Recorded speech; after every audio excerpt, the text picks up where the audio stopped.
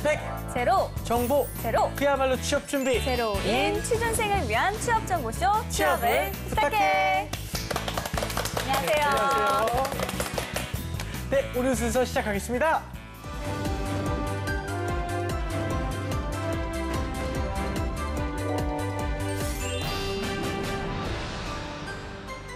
단톡방 스터디 뉴스 톡입니다. 네, 오늘도 굿모닝 SNS 기상 퀴즈를 하는 단톡방 친구들과 함께 진행해 보도록 하겠습니다.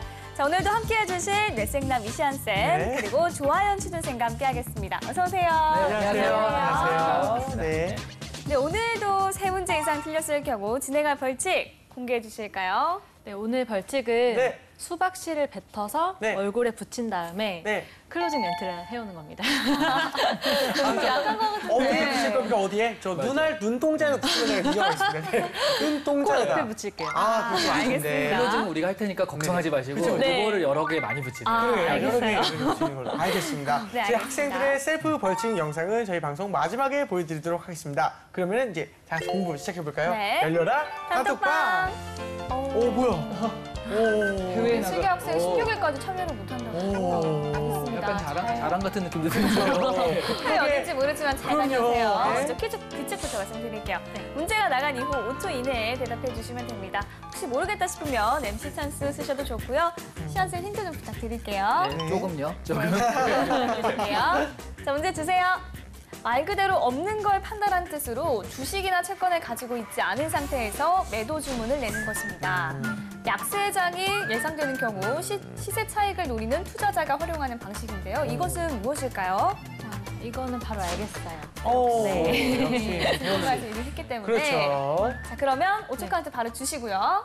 4, 3. 정답, 정답. 공매도. 공매도. 자신 있게 공매도를 외쳤는데요. 오, 네, 정답입니다. 대단하세요. 야, 아주. 약간 없는 걸 판다잖아요. 네. 그래서 이게 잘못하면 되게 사기. 그렇죠. 없는데. 근데 사실은 내가 이게 그 어떤 채권이나 이런 게 없는데 이 생각을 하는 거예요. 이거를 지금 팔면은 500원인데 이제 3일 있다가는 이게 300원이 될 수 있다라고 예측이 되잖아요. 네. 그럼 지금 500원에 팔아요. 그리고 내가 3일 있다가 팔기 하루 전에 400원이나 300원이 될 때 사는 거죠. 그때 급하게 사서 다시 이렇게 하면은 그 사이 시세 차익이 생기는 거니까 결국 나는 500원에 팔고 실제 내가 산 건 300원이면 200원의 차익이 생기잖아요. 근데 이게 문제가 내가 생각했듯이 이렇게 내려갈 거라 생각했는데 그렇지 않고 올라가면 그대로 이제 손해가 되는 거고 또 그 사이에 그만큼의 또 주식을 얻지 못하면 말하듯이 뭐 사기처럼 돼버리는 그렇죠. 아주 위험한 방법이기도 하죠. 네, 알겠습니다. 자, 네, 그러면 알겠습니다. 계속해서 다음 문제 한번 풀어보도록 할게요. 아이. 우리나라 아이. 최초의 신고를 아닌가 이거는 진짜. 이건 저도 합니다. 오늘 문제가 네네. 또 자신 있었는데요. 자신 그럼 바로 있었는데. 5초 카운트. 독립신문 아니에요? 아, 정말 독립신문 아니었네요? 독립신문인 줄 알았는데. 정답, 한성순보. 한성순보. 틀린 거 아닙니까? 와, 정답입니다. 오. 독립신문이 언제예요, 그러면? 아, 진짜 독립신문이죠. 한성순보가 먼저였고요. 이거는 그 기관 관보 같은 역할이에요, 오히려. 그래서 그 나라에서 직접 이렇게 한 거였고요. 그다음에 민간에서 처음 한 게 독립신문. 그래서 민간으로 치면 첫 번째가 맞아요. 네, 정답은 한성순보였고요. 네. 계속해서 다음 문제 풀어보도록 하겠습니다. 직접 자본이 아닌 간접적으로 여러 가지 생산 활동에 기여하는 자본은 무엇일까요? 쉽게 주는 것 같아요. 쉬운가요? 네, 마음이 좋아졌어요. 굉장히 쉽습니다. 그러면은 맞춰볼게요. 힌트 가능합니까? 5초 카운트 주세요. 정답, 정답. 생산 간접 자본? 그 S가 뭐죠? S가 한글의 S가 아닌 생산이 아니라 네, 소셜이죠, 소셜. 네. 사회 간접 사회 자본입니다. 간접 자본. 네. 네, 정답은 사회 간접 자본이었고요. 이번 정답은 오답으로. 오답으로. 예. 그러니까 최근에 그러니까 그 추가 경정 예산이라고 예산을 좀 땡겨서 쓰는 걸 얘기하거든요. 그게 좀 필요하다. 왜냐하면 일자리가 너무 없으니까.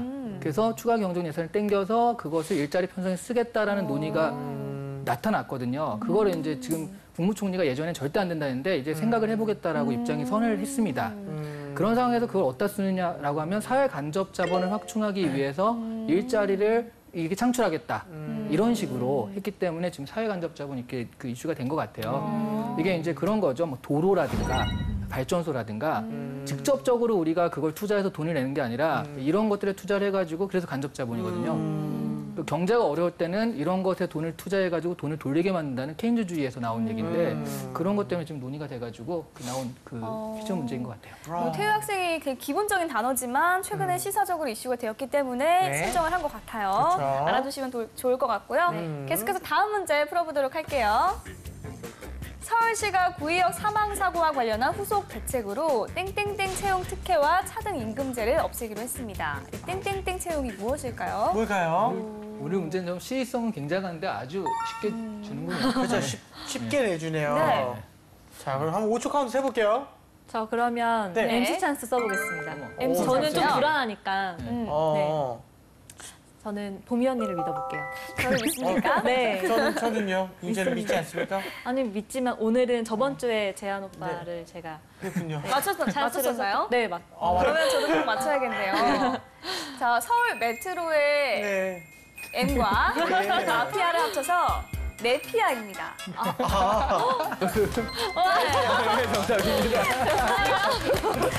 큰일 날 뻔했다. 네. 마지막 문제 한번 풀어볼게요. 단기성 외환거래에 세금을 부과할 경우 연간 수천억 달러의 자금을 확보할 수 있다는 논리인데요. 각국의 중앙은행은 자신들의 실정에 맞게 독립적인 금리 정책을 시행할 수 있게 되므로 국가 재정 수입도 늘어나는 효과가 있습니다. 이것은 무엇일까요? 저는 선생님의 힌트를 힌트요. 부탁드리겠습니다. 누가 준다고 그랬나? 왜 이렇게 너무 당연스럽게. 네. 무슨 새인데요. 사람 이름이에요. 그 사람이 얘기했기 때문에 무슨 새. 무슨 새. 저는 이건 잘 모르겠어요. 네, 저도 잘 모르겠어요. 이건 좀 어려운 거 아닙니까, 혹시? 아, 그래요? 어렵진 않아요. 그래요. 선생님 입장에서는 안 그래요. 받을 수 있겠지만. 아, 이거 힌트를 어떻게 줘야 되지? 그러니까 H.O.T에 네. 그 있잖아요. 영어로 된 사람 이름.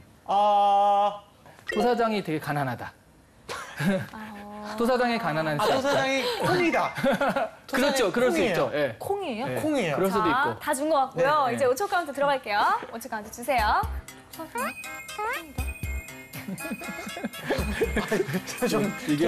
이게 헷갈리게 하는 건가요? 토빈세. 네, 정답은 토빈세였습니다. 좀 말도 안 되죠, 힌트가.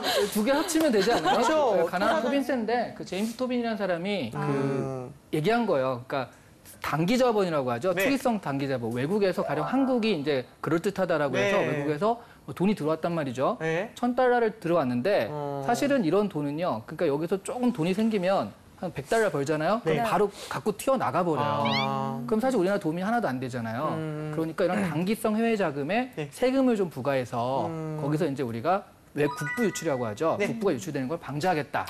그런 게 토빈세인데 문제는 저게 너무 이상적이라는 거죠. 왜냐?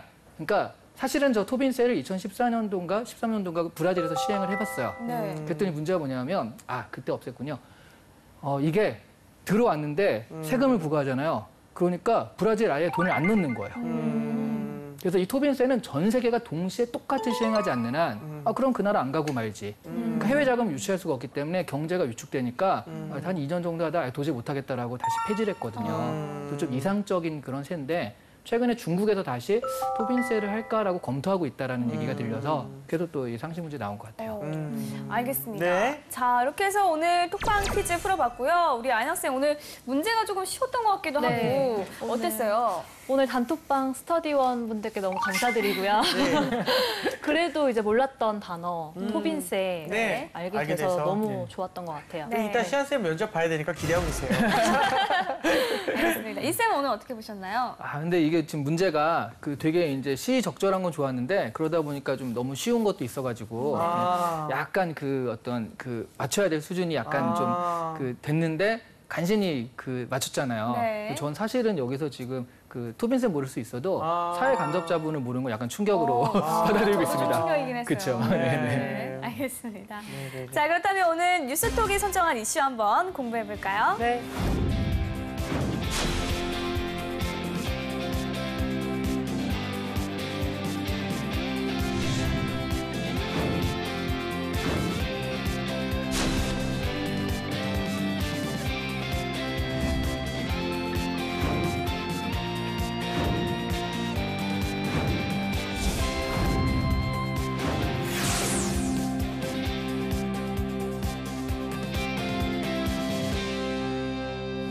네, 오늘의 이슈, 세계 금융계가 기존 거래 형태와는 다른 대한금융 시대를 열었습니다. 은행 중심이 아닌 이 소비자 중심으로 금융 활동이 바뀌고 있다는 건데요. 네. 이로 인해서 어떤 변화들이 나타날지 한번 이야기해 보도록 하겠습니다. 네, 일단은 어려운 용어들이 굉장히 많은 것 같습니다. 먼저 용어 정리부터 해보려고 하는데 그 선생님, P2P가 무엇입니까? 재한 씨가 알고 있는 P2P는 네, 그 다운받는 종이 사이트. 거. 소리바다 이런 뭐 이상한 거 얘기했는데. 뭘 공유하는데요? 여러 가지 자료들. 그렇죠. 네. 네. 좀 약간 남자에 국한된 얘기를 하는 것 아니죠? 아닙니다. 뭐 조원들끼리 스터디 자료도 공유할 수 아, 있고. 그렇죠. 네. 근데 사실 요 P2P는 그 P2P와는 약간 다른 거고요. 예, 금융에서 대출을 받으려는 사람과 대출을 하려는 사람을 이어주는 서비스를 얘기해요. 근데 뭐 지금은 그럼 대출해주는 사람이 있지 않냐? 은행이 해주거든요. 그러니까 말하자면 나 이 정도 돈이 있는데 이거를 8% 이자에 쓸 사람 하는 식으로 또는 반대로 내가 이렇게 갚으려고 하는데 8% 이자에 빌려주실 사람 하는 식으로 자기가 이렇게 좀 내면은 그걸 맞춰가지고 그 사이트에서 이렇게 서로 연결시켜주는 매칭시켜주는 그런 것들을 P2P 금융 서비스라고 하거든요. 이게 이제 대한금융이 될 수 있었던 건 사실은 우리가 금융이 정말 필요한 사람은 가난한 사람들 아닙니까? 네. 그 신용이 좀 없는 사람들. 빌려야 되니까. 네. 근데 그런 사람들은 은행에서 못 빌려요. 아, 신용이 안 되니까. 네. 그러니까 가가지고 뭐 좀 빨리 빌려주는 이런 데를 찾다 보니까 몇십 % 이자를 하게 되는데 이거는 그렇게까지는 아니다. 그래서 중금리의 그 금리로 이렇게 사람과 사람을 연결시켜주는 그런 그래서 이제 좀 그 신용거래가 어려운 사람들을 위한 대한금융 형태가 될 수 있다라고 해서 P2P와 대한금융이 이렇게 연결이 됐습니다. 아, 그렇군요. P2P도 그렇고 요새 핀테크 많이 하는데 그렇다면 핀테크는 뭔가요? 중간 단계 어떤 기술이 없으면 예. 뭐 나 이런 돈이 있는데 가방 딱 놓고 이거 빌려갈 사람 이럴 수는 없잖아요. 네. 그래서 그 중간 단계 뭐가 있냐면 앱이 있다는 거죠. 앱이라든가 아니면 그 인터넷 사이트가 있어가지고 그런 역할을 해주는 게 이제 테크놀로지가 결합이 된 거거든요. 그래서 파이낸스, 그러니까 금융과 테크놀로지가 결합된 여러 가지 형태의 것들을 전부 다 우리가 핀테크라고 이제 줄여서 부르거든요. 네. 이게 뭐 그래서 가장 유명한 건 우리가 잘 알고 있는 건 무슨 알리페이라든가 삼성페이. 삼성페이. 네. 네. 그런 거 돈 거래 없이 딱 정말 기술적으로 하는데 그 돈이 왔다 갔다 하는 거니까 금융 거래가 일어나는 거거든요. 네, 그런 식의 것들이 다 핀테크인데요. 지금 얘기하는 건 돈 없이 거래하는 이런 거지만 기술을 매개로 한 여러 가지 그 가능성들을 전부 다 우리가 핀테크라고 해서 앞으로의 금융 핀테크로 갈 거다라고 이제 다들 예상하고 있는 거죠. 알겠습니다. 그 방금 공부한 용어들은 이제 잘 기억해두고 이제 우리가 이슈에 관한 뉴스를 한번 살펴봐야겠죠. 이제 이쌤께 이제 부탁드립니다. 어떤 기사들이 있나요? 네, 첫 번째 살펴볼 기사는 네. 처음에 이제 제목 자체가 앱 없는 송금 앱. 그다음에 빅데이터 대출, 새 시장 만드는 금융 별종에서 이 별종이란 말에 좀 밑줄을 쫙쫙 그셔야 되거든요. 그러니까 기존에 우리가 알던 그런 것들이 아니라 네. 뭔가 좀 다른 것들. 그게 뭐냐라는 건데요. 그 여기 보시면 P2P 금융은 빅데이터를 활용한 신용 분석 시스템을 바탕으로 중금리 대출, 소상공인 대출 시장 등으로 영역을 빠르게 넓혀나가고 있다. 네. 그래서 그러니까 내가 생판 모르는 사람한테 돈을 빌려주는 거잖아요. 네. 근데 그러면 중요한 건 뭐겠어요? 받는 거죠. 네. 모르는 사람을. 이 사람의 여러 가지 빅데이터를 보고 신용 거래라든가 여러 가지 정보들을 본 다음에 이 사람은 갚고도 남을 사람이야. 이런 것들을 판단해 주는 게 이게 기술인 거거든요. 네. 그래서 그런 식의 기술과 합쳐졌을 때 이게 빛을 발하는 거니까 그래서 이제 P2P가 이런 대한금융의 좋은 그 예가 되고 있죠. 뭐 중국의 핀테크 시장 같은 건 핀테크로 넘어간 핀테크 시장 같은 경우에는 역시 알리바바를 중심으로 이미 2000년 초반대에 형성이 됐고요. 우리나라도요. 네. 뭐 그 KTB 솔루션 같은 데는 모바일 결제를 할 때 서명만으로 본인 인증을 할 수 있는 스마트 사인이라는 걸 개발해서 이미 런던 투자청에 매칭 펀드를 유치를 했다고 그래요. 네. 그래서 우리나라도 어느 정도는 이런 부분에서 왜냐하면 기술하면 또 우리나라 아니겠습니까? 네. 그래서 그 뒤지지 않고 그 같이 발맞춰 가고 있다. 네. 이렇게 정리할 수 있겠습니다. 아, 알겠습니다. 알겠습니다. 자, 그러면 두 번째 기사도 한번 계속해서 살펴볼까요? 네, 두 번째 기사는요. 네. 국내 은행 핀테크 모바일로 중국 소매금융 파고든다라는 기사입니다. 네.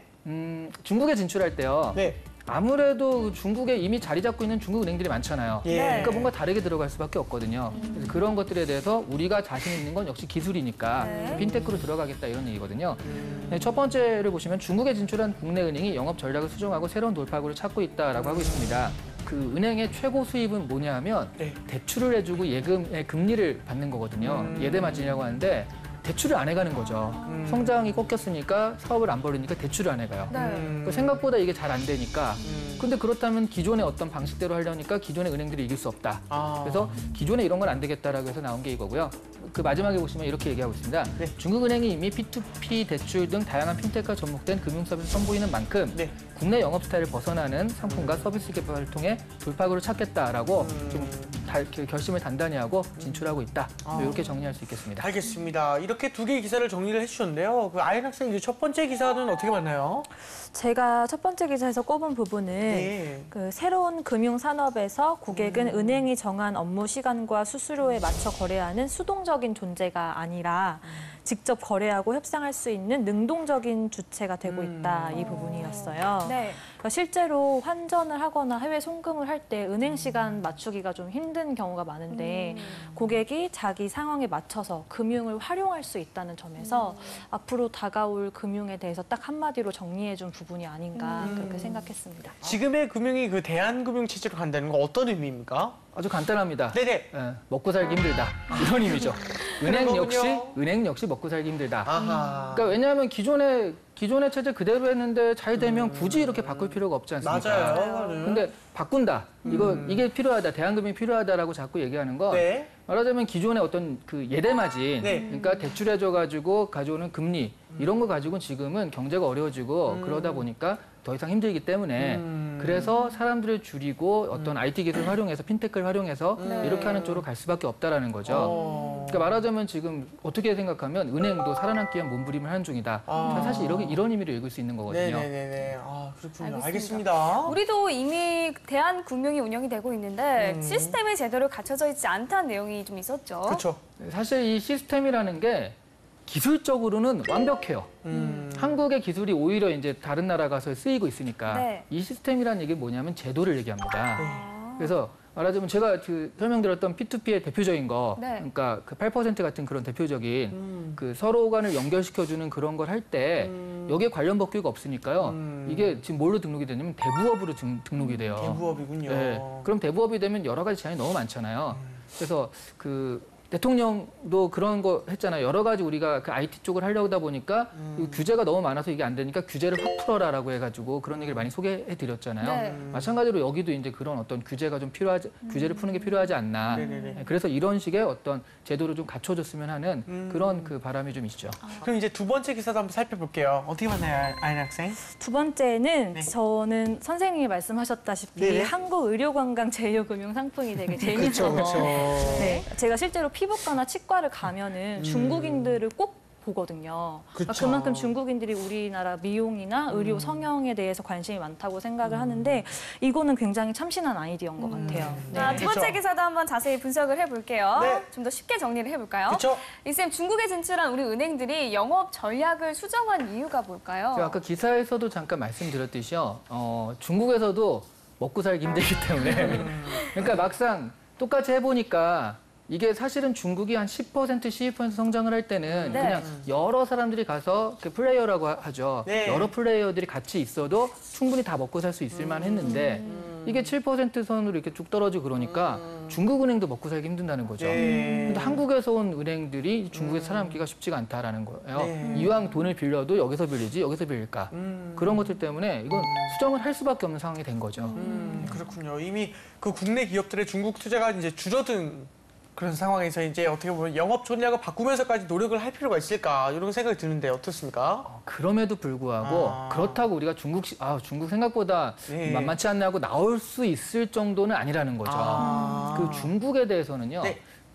우리 그 정철지 선생님이 네네. 그 자본에 관한 뭐 진실에 관한 책을 썼는데 그렇죠, 그렇죠. 거기 보면 자본님 뭐 이런 식으로 자본을 아주 극찬을 합니다. 네네. 근데 자본님의 선택을 받은 지금 첫 번째 가신이 미국이었다면 이제 그 눈을 떠나서 중국이 그 가신의 역할을 할 것이다.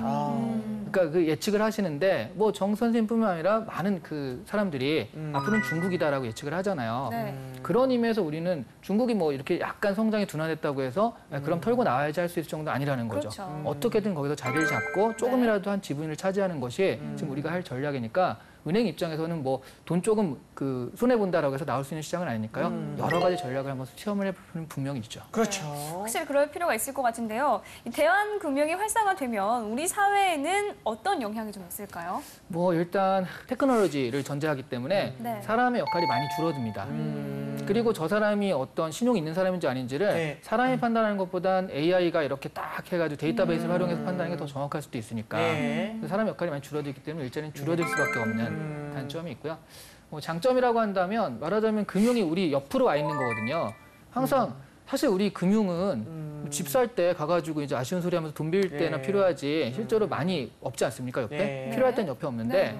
실제로는 뭐 당장에 50만 원, 100만 원이 정말 필요하다라고 했을 때 그런 부분들을 좀 손쉽게라고 하면 그렇지만 그래도 좀 간편하게 구할 수 있는 것들을 해주기 때문에 서민들한테는 오히려 조금 더 그 금융이 친숙하게 되는 그 효과가 있다라는 거죠. 아, 그렇군요. 알겠습니다. 자, 이번에는 이제 취준생의 뇌를 좀 더 섹시하게 해줄 시간입니다. 이름하여 이시안의 족보를 열어라!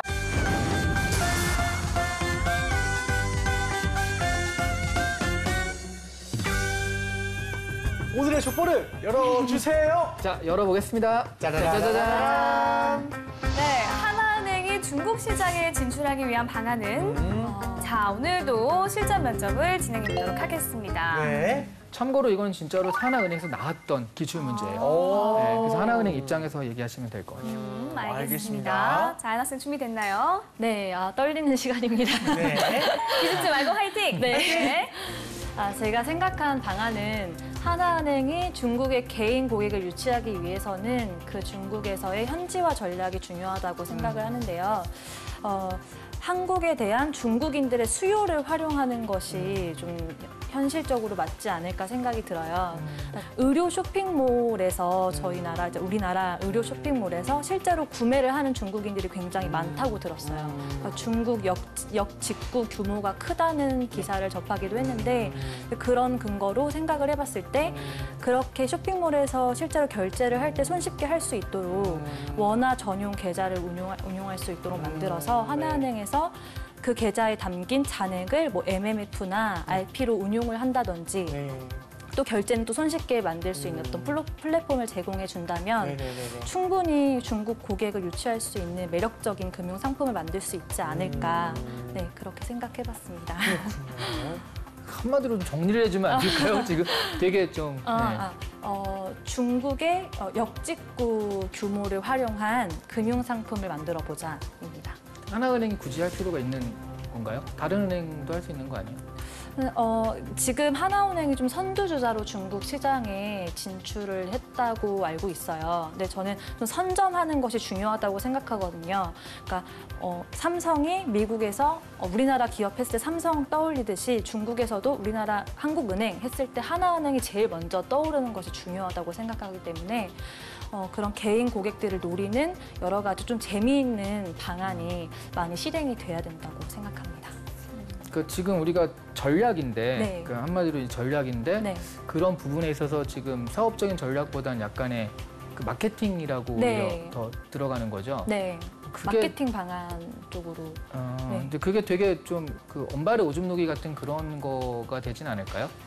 그럼 마지막으로 하나만 물어볼게요. 네. 이게 하나은행을 가정한 거니까 네. 하나은행이 현재 중국에서 어떻게 하고 있는지는 알고 있나요? 현재 제가 아까 말씀드린 역직구를 활용을 해서 그 우리나라의 그 온라인 쇼핑몰 기반 플랫폼 회사인 카페24라는 곳이랑 제휴를 맺어서 제가 생각한 개념의 반대로 우리나라 업체들한테 어떤 뭐 환전 수수료를 좀 이렇게 인하를 해준다던가 뭐 여러 가지 뭐 결제 서비스로 대금을 전상받을 수 있게끔 하는 그런 서비스를 지금 도입하고 있다고 알고 있습니다. 네, 그 알겠습니다. 부분을 착안했어요. 여기까지입니다. 네, 예, 여기까지 할게요. 알겠습니다. 이쌤 이런 유형의 문제는 이제 어떤 기업에서 출제를 하는지 또는 질문의 의도가 무엇입니까? 네, 일단 지금 얘기한 거 자체는 네. 약간 사실 미흡하긴 해요. 왜냐하면 그건 마케팅적인 거 말고 다른 걸 얘기해 주세요 하는데 역시 비슷하게 그렇게 했고요. 역시 근데 아연 학생이 원래 이쪽을 좀 알잖아요. 네. 그래서 이걸 물어볼 때는 이런 부분에 대해서 알고 있는가도 같이 체크하는데 이 친구는 아는 친구다라는 느낌이 있거든요. 그래서 이걸 세팅을 할 때 이렇게 이렇게 하겠습니다가 아는 친구니까 그런 얘기를 했구나. 그래서 뭐 아주 못한 건 아니지만 네. 실제로는 중요한 얘기들은 좀 비껴나가고 있다는 건 아쉬웠다. 이렇게 네. 그 정리를 할 수 있겠어요. 네, 알겠습니다. 알겠습니다. 자, 그렇다면 실전이라면 어떻게 답을 하는 게 좋을까요? 처음부터 네. 하나은행이 현재 중국에서 이러이러한 걸 하는 걸로 알고 있습니다. 거기다가 저는 이렇게 한번 발전시켜보면 어떨까 생각했습니다. 네. 라고 해주면 하나은행 자체에 대해서 공부도 했고 알기도 하면서 아이디어도 있구나라고 생각할 수가 있기 때문에 네. 아는 것을 안다고 하고 거기서 발전시키는 전략이 좀 좋았을 것 같아요. 네. 알겠습니다. 네. 우리 아연 학생은 이 쌤의 평가가 어떻게 들렸나요? 저는 좀 실질적으로 활용할 수 있는 마케팅 방안 쪽으로 좀 생각을 많이 했는데 그것을 이제 말할 때도 어떤 답변 구성이 중요하구나라는 것을 선생님이 잘 말씀해 주셨던 것 같아요. 맞습니다. 네. 예. 자, 이렇게 이쌤의 족보 열어봤고요. 이번에는 단톡방 친구들과 공유하고 있는 주제 한번 알아볼까요? 네, 이거 진짜 저도 사실 잘 모르겠거든요. 이 질문은 해놓고도 네. 모르겠는데 예. 자 여러분 10년 후 은행의 모습을 하면서 한번 상상해 보시겠습니까? 자, 두 분한테도 좀 질문을 드릴게요. 10년 후 은행의 모습. 저는 오히려 반대로 생각을 하는 것 중에 하나가 10년은 은행이 있을까? 이 은행이 없어질 것 같다는 생각이 그냥 아예 가지 않게 되는. 왜냐면 한번 그런 예를 든 적이 있었어요. 옛날에 그 편의점에서 통장 계좌를 개설해 준다는 그런 맞아요. 이야기를 든 적이 있거든요. 그 저기 남산 쪽에. 네. 근데 그렇게 되다 보면은 정말 은행이 그냥 아예 없어지고 편의점이나 우리 말씀하신 은행이 아예 없어지는 게 네네. 아니고 오프라인 매장이 없어진다. 그렇죠. 오프라인 매장이 거죠? 없어지고 약간 네. 편의점이나 아니면 그 생활시설 내에 그냥 은행이 들어가 있는 시스템이 되는 거네. 은행이 없어지는 느낌. 그러니까 뭐 사실 네. 은행권이라고 우리가 하나의 산업을 분류하는데 네네네. 그게 여러 가지. 편의점 사업을 하는 사람들이 은행 사업을 같이 할 수도 있고. 그러네. 저는 그런 것 같습니다. 은행 사업이 굉장히 분화될 것 네. 같은 느낌. 뭐 방송국 하는 사람들이 그걸 같이 네. 할 수도 있고 맞아요, 해서 맞아요. 네, 그런 식으로 그 산업 자체가 분리될 수 있다라는 맞습니다. 정리가 될수 있겠네요. 예. 저도 약간 비슷하게 은행이 오프라인이 없어질 거라는 생각은 하는데요. ATM의 형태가 많이 바뀔 것 같아요. 더 많은 것들을 ATM에서 수용할 수 있게 그렇게 될 것 같다는 생각이 좀 드네요. 저는 ATM 기계가 되게 집 앞에도 있을 것 같이 막 진짜 그 아파트마다 하나씩 이게 생길 것 같고 막 ATM 기계가 엄청 많이 생길 것 같은데 나중에 보니까 지폐가 없어질 것 같다는 생각이 드니까 아 이제 ATM 기계도 없어지겠다 이런 생각이 들긴 하더라고요. 지폐가 아예 없어질 수 있겠다라는 생각도 좀. 저도 가끔 그런 신선한 생각이 생각이네요. 네, 감사해요. 칭찬 처음으로 듣는데 진짜 예. 모르고 한 얘기예요? 뭘요? 진짜로 그런 실험을 하고 있어요. 북유럽 어느 나라에서는 모르겠어요. 네, 지폐 없는 사회를 예. 실험을 하고 있습니다. 전혀 몰랐어요. 가능한 한 돈을 쓰지 않기. 우와. 그래서 아예 우리는 현금은 받지 않습니다. 네. 펜말을 걸고 오, 그런 식으로요. 야 늘었네. 알겠습니다. 우리 톡방 친구들은 어떻게 생각하는지 한번 확인해 볼게요. 네. 다혜 학생, 10년 후 은행의 모습은 없어지고 사이버상에서만 존재하는 은행이 될 것이다. 굳이 은행을 가지 않더라도 고지서 납부 등 모든 것이 해결되는 사회일 것이다. 예지 학생, 어쩌면 은행의 종류도 줄어들어 국가가 주관하는 은행 한 곳만 존재할지도 모른다. 자금의 흐름이 국가 주도로 이루어져 부의 재분배 및 복지가 잘 이루어질 수도 있다. 태수 학생, 여전히 창구를 찾는 사람도 다수 존재하기 때문에 10년 안에 대격변이 일어나진 않을 것이다. 오히려 타인과 차별화된 전략으로 카페처럼 편안한 서비스를 즐길 수 있는 지점도 생길 수 있을 것 같다. 예를 들어 통장을 개설한다면 치약 대신 달콤한 모카라떼를 주는 그런 카페 형태. 감성태수. 태희 학생, 은행에 갈 일은 공인인증서를 발급받을 때 말고는 크게 없다. 아마 10년 후에는 기술의 사용 연령이 확장되면서 스마트 뱅킹 서비스가 더 거대화될 것 같다라는 의견이 있었습니다. 네, 학생들의 의견은 어떠나요? 아이언 학생은 동감하죠? 좀 네. 비슷한 의견도 있었고. 김태수 학생의 의견이 저는 많이 공감이 됐는데 그렇군요. 이제 증권회사 지점에서 업무를 하다 보면 시간이 되게 오래 걸리거든요. 이제 고객들한테 뭔가 조금 카페처럼 편안한 분위기를 제공하면서 그런 업무 시간을 즐길 수 있도록 하면 좋을 것 같고 맞아요. 10년 안에 은행의 모습이 확 변할 거라고는 저도 생각하지 않아요. 은행에 나는 10년 후에는 진짜 그게 오래 걸리는 업무가 있다면 태국 마사지사가 옆에 싶다, 네, 그럼 이제 은행 가고 싶어질 것 네. 같아요. 이제 오래 하는 동안에 뒤에서 이렇게 주물러 주시고 막. 네, 은행 업무도 보면서 오래 걸리니까. 네. 네, 우리 선생님 어떠세요? 이게 10년 안에 대격변이 일어나지 않을 것이라고 생각했는데 요거 다시 한번 생각해 보실 필요가 있지 않을까 싶습니다.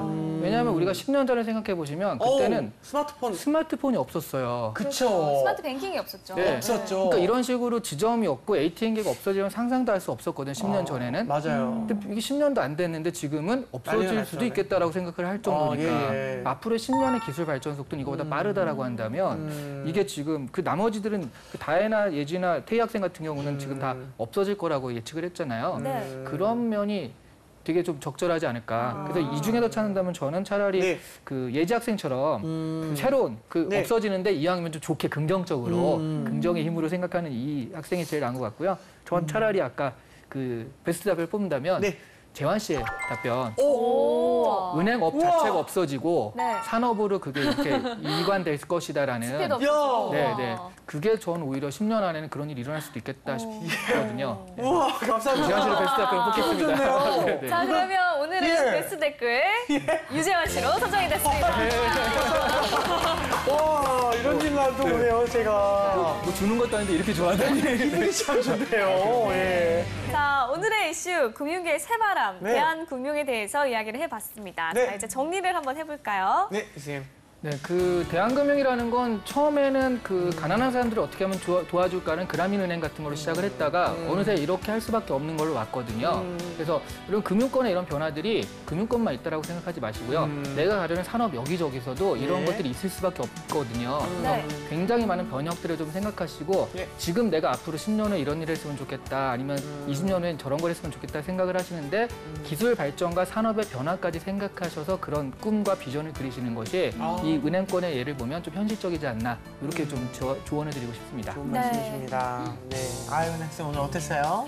저도 선생님이 말씀하셨던 것처럼 이렇게 금융업계 흐름이 변화하고 있는데 이 변화에 발맞춰서 뭐 우리 만약에 금융권 취업 희망생이라면 금융 자격증을 딴다 이렇게 단편적으로 생각할 게 아니고 이 업계에서 유망한 직무를 좀 찾아봐서 뭐 리스크면 리스크, 보안이면 보안 이렇게 좀 특화된 차별성을 갖는 것이 중요하지 않을까 우리 생각합니다. 아윤 학생도 많이 늘었어요, 진짜. 예. 정말 오래 잘했지만. 알겠습니다. 오늘 뉴스톡은 여기까지 하고요. 저희는 다음 시간에 다시 톡방 열겠습니다. 감사합니다. 감사합니다.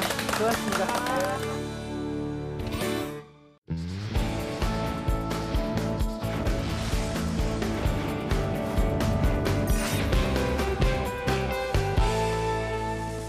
청년 실업률이 12% 선을 넘어서 역대 청년 일자리를 최고치를 늘리겠다는 기록했습니다. 정책이 많았지만 취업난 대학 졸업식이 그대로였습니다. 있었던 달인데 참 안타까운 현실입니다.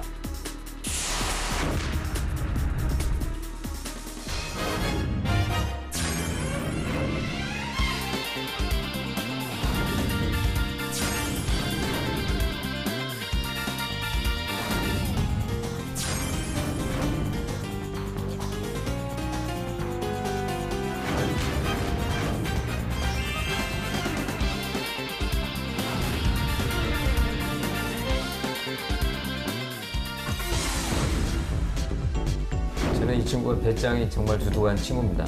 자소서를 이렇게 쓰고도 취업할 생각을 했다는 게 간이 굉장히 큰 친구가 아닌가 하는 생각이 들어요. 제가 부족한 점을 다시 한 번 더 알게 됐으니까 반성하고 이제 이런 거를 많이 보완을 더 해야겠다라는 생각이 들었어요. 기다리고 있을 조정우 학생 한번 불러서 면접 해볼까요? 네네. 최대한 제가 열정 있는 사람인 거를 보여드려서 그런 부분에 좋은 점수를 받도록 노력하겠습니다. 자, 우리 기다리고 있을 조정우 네. 학생 한번 불러서 면접 해볼까요? 네네. 네, 들어오세요.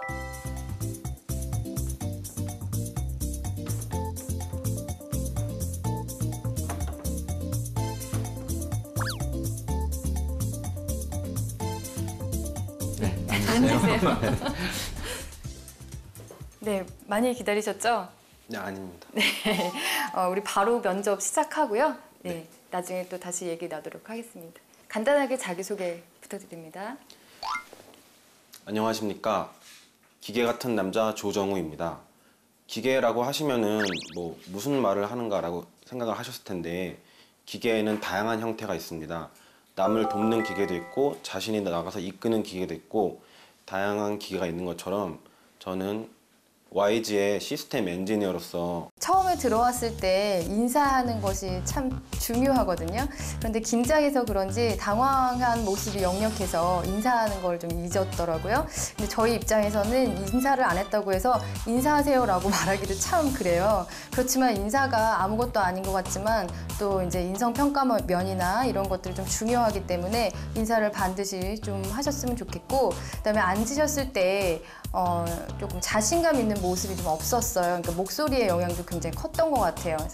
좀 연습을 많이 해서 그런지 떨리는 거는 없었지만 낮은 음성으로 계속 하다 보니까 조금 패기가 있다거나 뭐 자신감이 있다거나 그런 느낌은 좀 받지 못했습니다. 전과를 하셨어요, 그죠? 응용 물리학에서. 네. 전과를 한 이유와 또 전과하고 나서 좀 어려웠을 것 같은데 어떻게 극복했는지 얘기해 줄래요? 네, 제가 전과를 한 이유는 일단 제가 이제 전공 심화 공부를 하면서 그런 좀 약간 어려웠던 부분들이 있어서 이제 부모님하고 상담을 하기도 하고 스스로 이제 책 찾아보기도 하고 여러 가지 고민 끝에 이제 제가 평소에 관심도 있고 어릴 때부터 많이 접했던 실제 소프트웨어 학과로 전과를 하게 되었습니다. 근데 뭐 어떻게 보면 뻔한 말일 수도 있지만 제가 알던 컴퓨터랑 전공으로 하는 컴퓨터가 많이 달랐습니다. 하지만 이미 한 결과이기도 하기 때문에 일단은 휴학을 하면서 관련 컴퓨터 IT 학원을 다니기도 하고 좀 더 깊게 따로 배우는 상황이 있었습니다. 그런 부분을 통해서 우선 전과를 하게 되면 사실 굉장히 힘들거든요. 본인이 최초 공부하던 학과로 옮겨서 새로운 학과에 적응하기 위해서는 힘든 과정이 있는데 그런 과정을 이겨냈다면 실제 직장 생활에서 어려움이 있어도 그런 어려움에 적응할 수 있는 적응력을 기른 것이기 때문에 본인이 잘 극복했다면 굉장히 좋은 사례가 되고 굉장히 역량 있는 인재라는 판단을 할 수 있기 때문에 그런 부분을 검증하기 위해서 질문을 했습니다. 한 가지 좀 질문을 좀 드리도록 할게요. 좀 일을 하다 보면은 시스템 엔지니어로서 좀 애주 업체하고도 협력 업체하고도 일을 할 수 있는 계들이 좀 더 많은데 그 협력 업체 좀 담당자가 본인의 어떤 상사하고 약간 어느 정도 친분이 있는 좀 관계에 있습니다. 그래서 나보다 나이도 많고 좀 경력도 많고 관련된 분야의 지식도 좀 많이 있는데 같이 이렇게 함께 일하고 있는 상황에서 좀 내가 일하는 어떤 부분에 대해서 약간은 좀 그 사람들이 좀 까칠하게 좀 대한다든지 본인이 약간 나를 좀 무시하는 듯한 어떤 느낌을 준다면 본인이 이러한 상황에서 어떻게 행동하시겠습니까? 네, 답변 드리겠습니다. 제가 인턴을 했던 경험도 있고 아르바이트를 굉장히 많이 경험을 했습니다. 그때는 당연히 저보다 훨씬 어른이고 그 분야의 전문적인 분들하고 많이 일을 했습니다. 그때도 말씀하신 것처럼 비슷한 일이 있었습니다. 그런 거에 대해서 제가 처음에 어리거나 그런 경험이 없었을 때는 단순히 화나기도 하고 왜 나를 무시하냐, 뭐 너무 이렇게 함부로 말하는 거 아니냐라고 생각이 들었었습니다. 그래서 제가 뭐 어떻게 보면은 반발도 하고 이렇게 말씀을 자꾸 드리려고 했었는데 그런 게 해결을 해주지 않다고 경험을 했습니다. 그래서 그것을 해결하기 위해서 일단은 그분한테 맞추는 자세가 중요하다고 생각합니다. 그분한테 맞춘 상태에서 그분이 지시에 따른 상태에서 그 후에 제 의견을 말씀드리면 그분들이 이렇게 높으시고 훌륭한 경험을 하기까지 많은 경험이 있었기 때문에 제 말을 다들 들어주셨던 경험이 있습니다. 좀 오히려 어지간하면 보통 이제 갑에 있는 업체의 사람들이 외주 업체에 있는 사람들 좀 더 무시하는 어떤 행동들을 하기 때문에 반대의 어떤 상황을 좀 더 줌으로써 좀 더 이 사람이 얼마나 다른 사람들과 타인들과 협력적으로 좀 일할 수 있는가에 대해서 좀 더 이야기를 던진 의도가 있었고, 다만 그런 부분들에 있어서 본인이 과거적 어떤 경험을 통해서 그런 경험 속에서도 사람들과 원활하게 일해봤던 경험에 대해서 얘기를 했었는데 저는 그래도 그런 부분에서 굉장히 좋은 어떤 평가를 내릴 수 있었고 원활한 좀 답변을 하지 않았나라고 생각되어집니다. YG에 시스템 엔지니어로 지원을 하셨잖아요. 네. 네, 입사하신 다음에 가장 먼저 하고 싶은 일이 무엇인지 말씀해 주시겠어요? 개인적으로는 YG 사옥에서 밥을 먹고 싶습니다. 여러 가지 유명하기도 하고 그런 부분이 있기도 하고 일단은 제가 YG랑 상관없는 사람이기 때문에 현재는 그 내부에 대해서는 전혀 모르기 때문에 시스템 엔지니어로서 YG의 시스템이 어떤 식으로 구축이 돼 있고 관리가 됐었는지 궁금하기 때문에 그 부분을 먼저 확인을 하고 싶습니다. 시스템 엔지니어로서 입사하게 되었을 때 어떤 열정과 애정을 가지고 직무적으로 하고 싶은 목표 그런 것들을 좀 물어본 거였거든요. 그런데 대답에서 좀 개인적인 그런 답변이 있었죠. 뭐 식사를 좀 하고 싶다라든지. 네, 워낙 뭐 유명해서 재미있는 답변이긴 하지만 그래도 직무적인 포부 목표를 먼저 얘기를 하고 부차적으로 나중에 이야기를 하는 것이 훨씬 더 좋습니다. YG에 왜 지원합니까? 네, 일단은 IT란 직무 자체가 되게 빠르게 급변하기도 하고 트렌드가 중요한 상황인데 이러한 점이 YG랑 되게 연관이 있다고 생각해서 지원하게 됐습니다. 음악계도 되게 트렌드가 중요하고 빠르게 변화하고 IT랑 비슷한 점이 있는데 YG는 그런 트렌드를 잘 캐치해서 네, 음악계에서 좋은 활동을 이어가고 있기 때문에 그런 점에서 매력을 느껴서 지원하게 됐습니다. 그러면 최근에 관심 있는 이슈는 무엇인가요? 혹시 음악 쪽인지 IT 쪽인지 뭐 자유롭게 대답해 주셔도 됩니다. 아무래도 최근에 VR 쪽이 이슈가 되고 있기 때문에 예를 들어서 그냥 문득 처음에 든 생각은 VR이 개발이 됐을 때 음악하고 어떤 연관을 지을 수 있을까라는 생각을 했습니다. 예를 들어 저는 콘서트나 공연, 페스티벌 가는 걸 굉장히 좋아합니다. 그런 거에 대해서 실제 그거를 페스티벌이나 공연에 가는 거를 실제 VR로 개발을 하게 되면은 그런 쪽에서도 뭐 여러 가지 사업 아이템이나 뭐 나중에 시장 가치가 충분히 있다고 생각이 들어서 그런 쪽에 관심이 많이 있습니다, 현재. 현재 그 본인이 지원하고자 어떤 부서에 맞추어서 현재 준비하고 있는 것은 좀 무엇인지 좀 설명 좀 해주시기 바랍니다.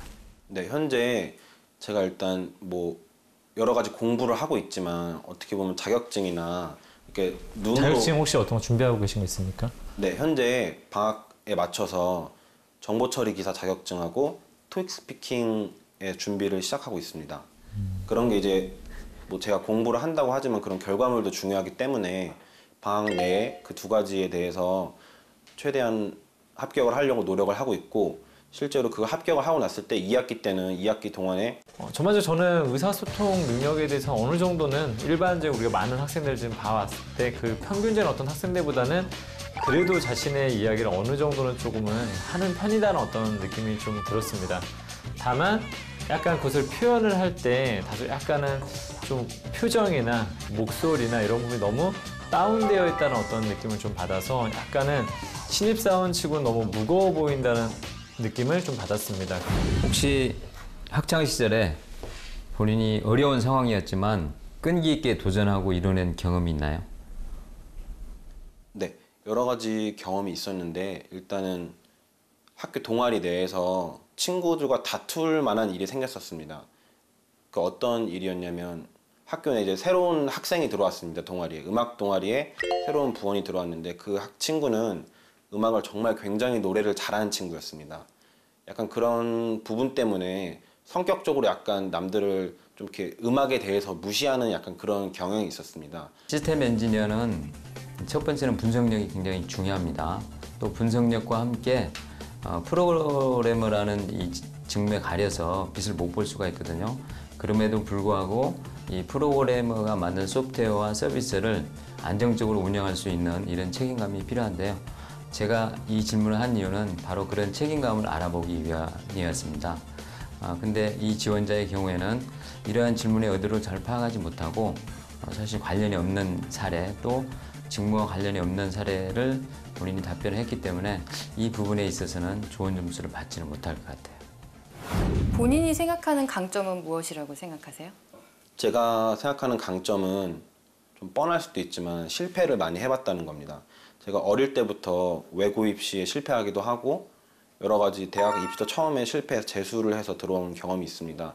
이렇게 다양한 실패를 했을 때 되게 너무너무 힘들고 이런 일이 있었는데 그런 걸 이제 실패해서 배워야 한다는 거를 굉장히 늦게 알았습니다. 왜냐하면 실패를 실제로 많이 했었기 때문에. 하지만 이제 그런 걸 배웠기 때문에 저는 앞으로도 많이 실패를 하겠지만 그 실패에서 그 실패를 커버할 만한 성공을 거둘 수 있다고 확신하고 있습니다. 본인이 그렇다면 좀 개인적으로 갖고 있는 뭐 직업적인 거 제외하고 좀 인생의 목표가 있습니까?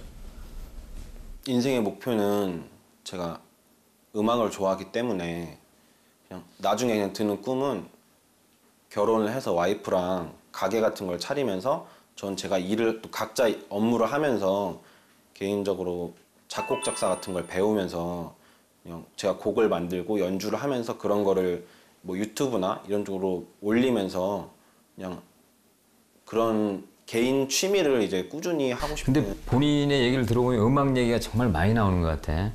혹시 뭐 음악 쪽으로 완전히 이렇게 선회해서 그쪽에서 본인이 일할 생각은 없어요? 네, 그런 부분에 대해서도 고민을 정말 많이 했었는데 현재 제가 뭐 아시다시피 예체능 쪽은 뭐 재능적인 측면도 중요하고 그 재능을 발현시키기 위해 노력을 정말 많이 하는 게 중요하다고 생각합니다.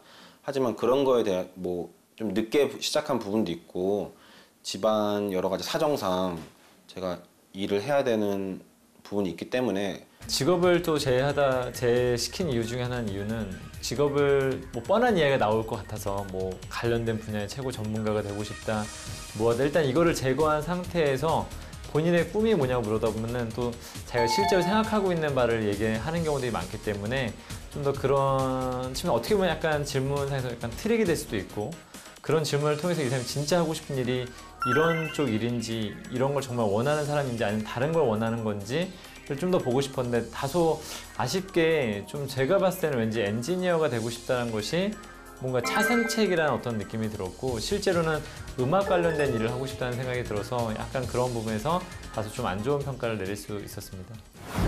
근데 본인이 원하는 일이 따로 있잖아요, 그죠?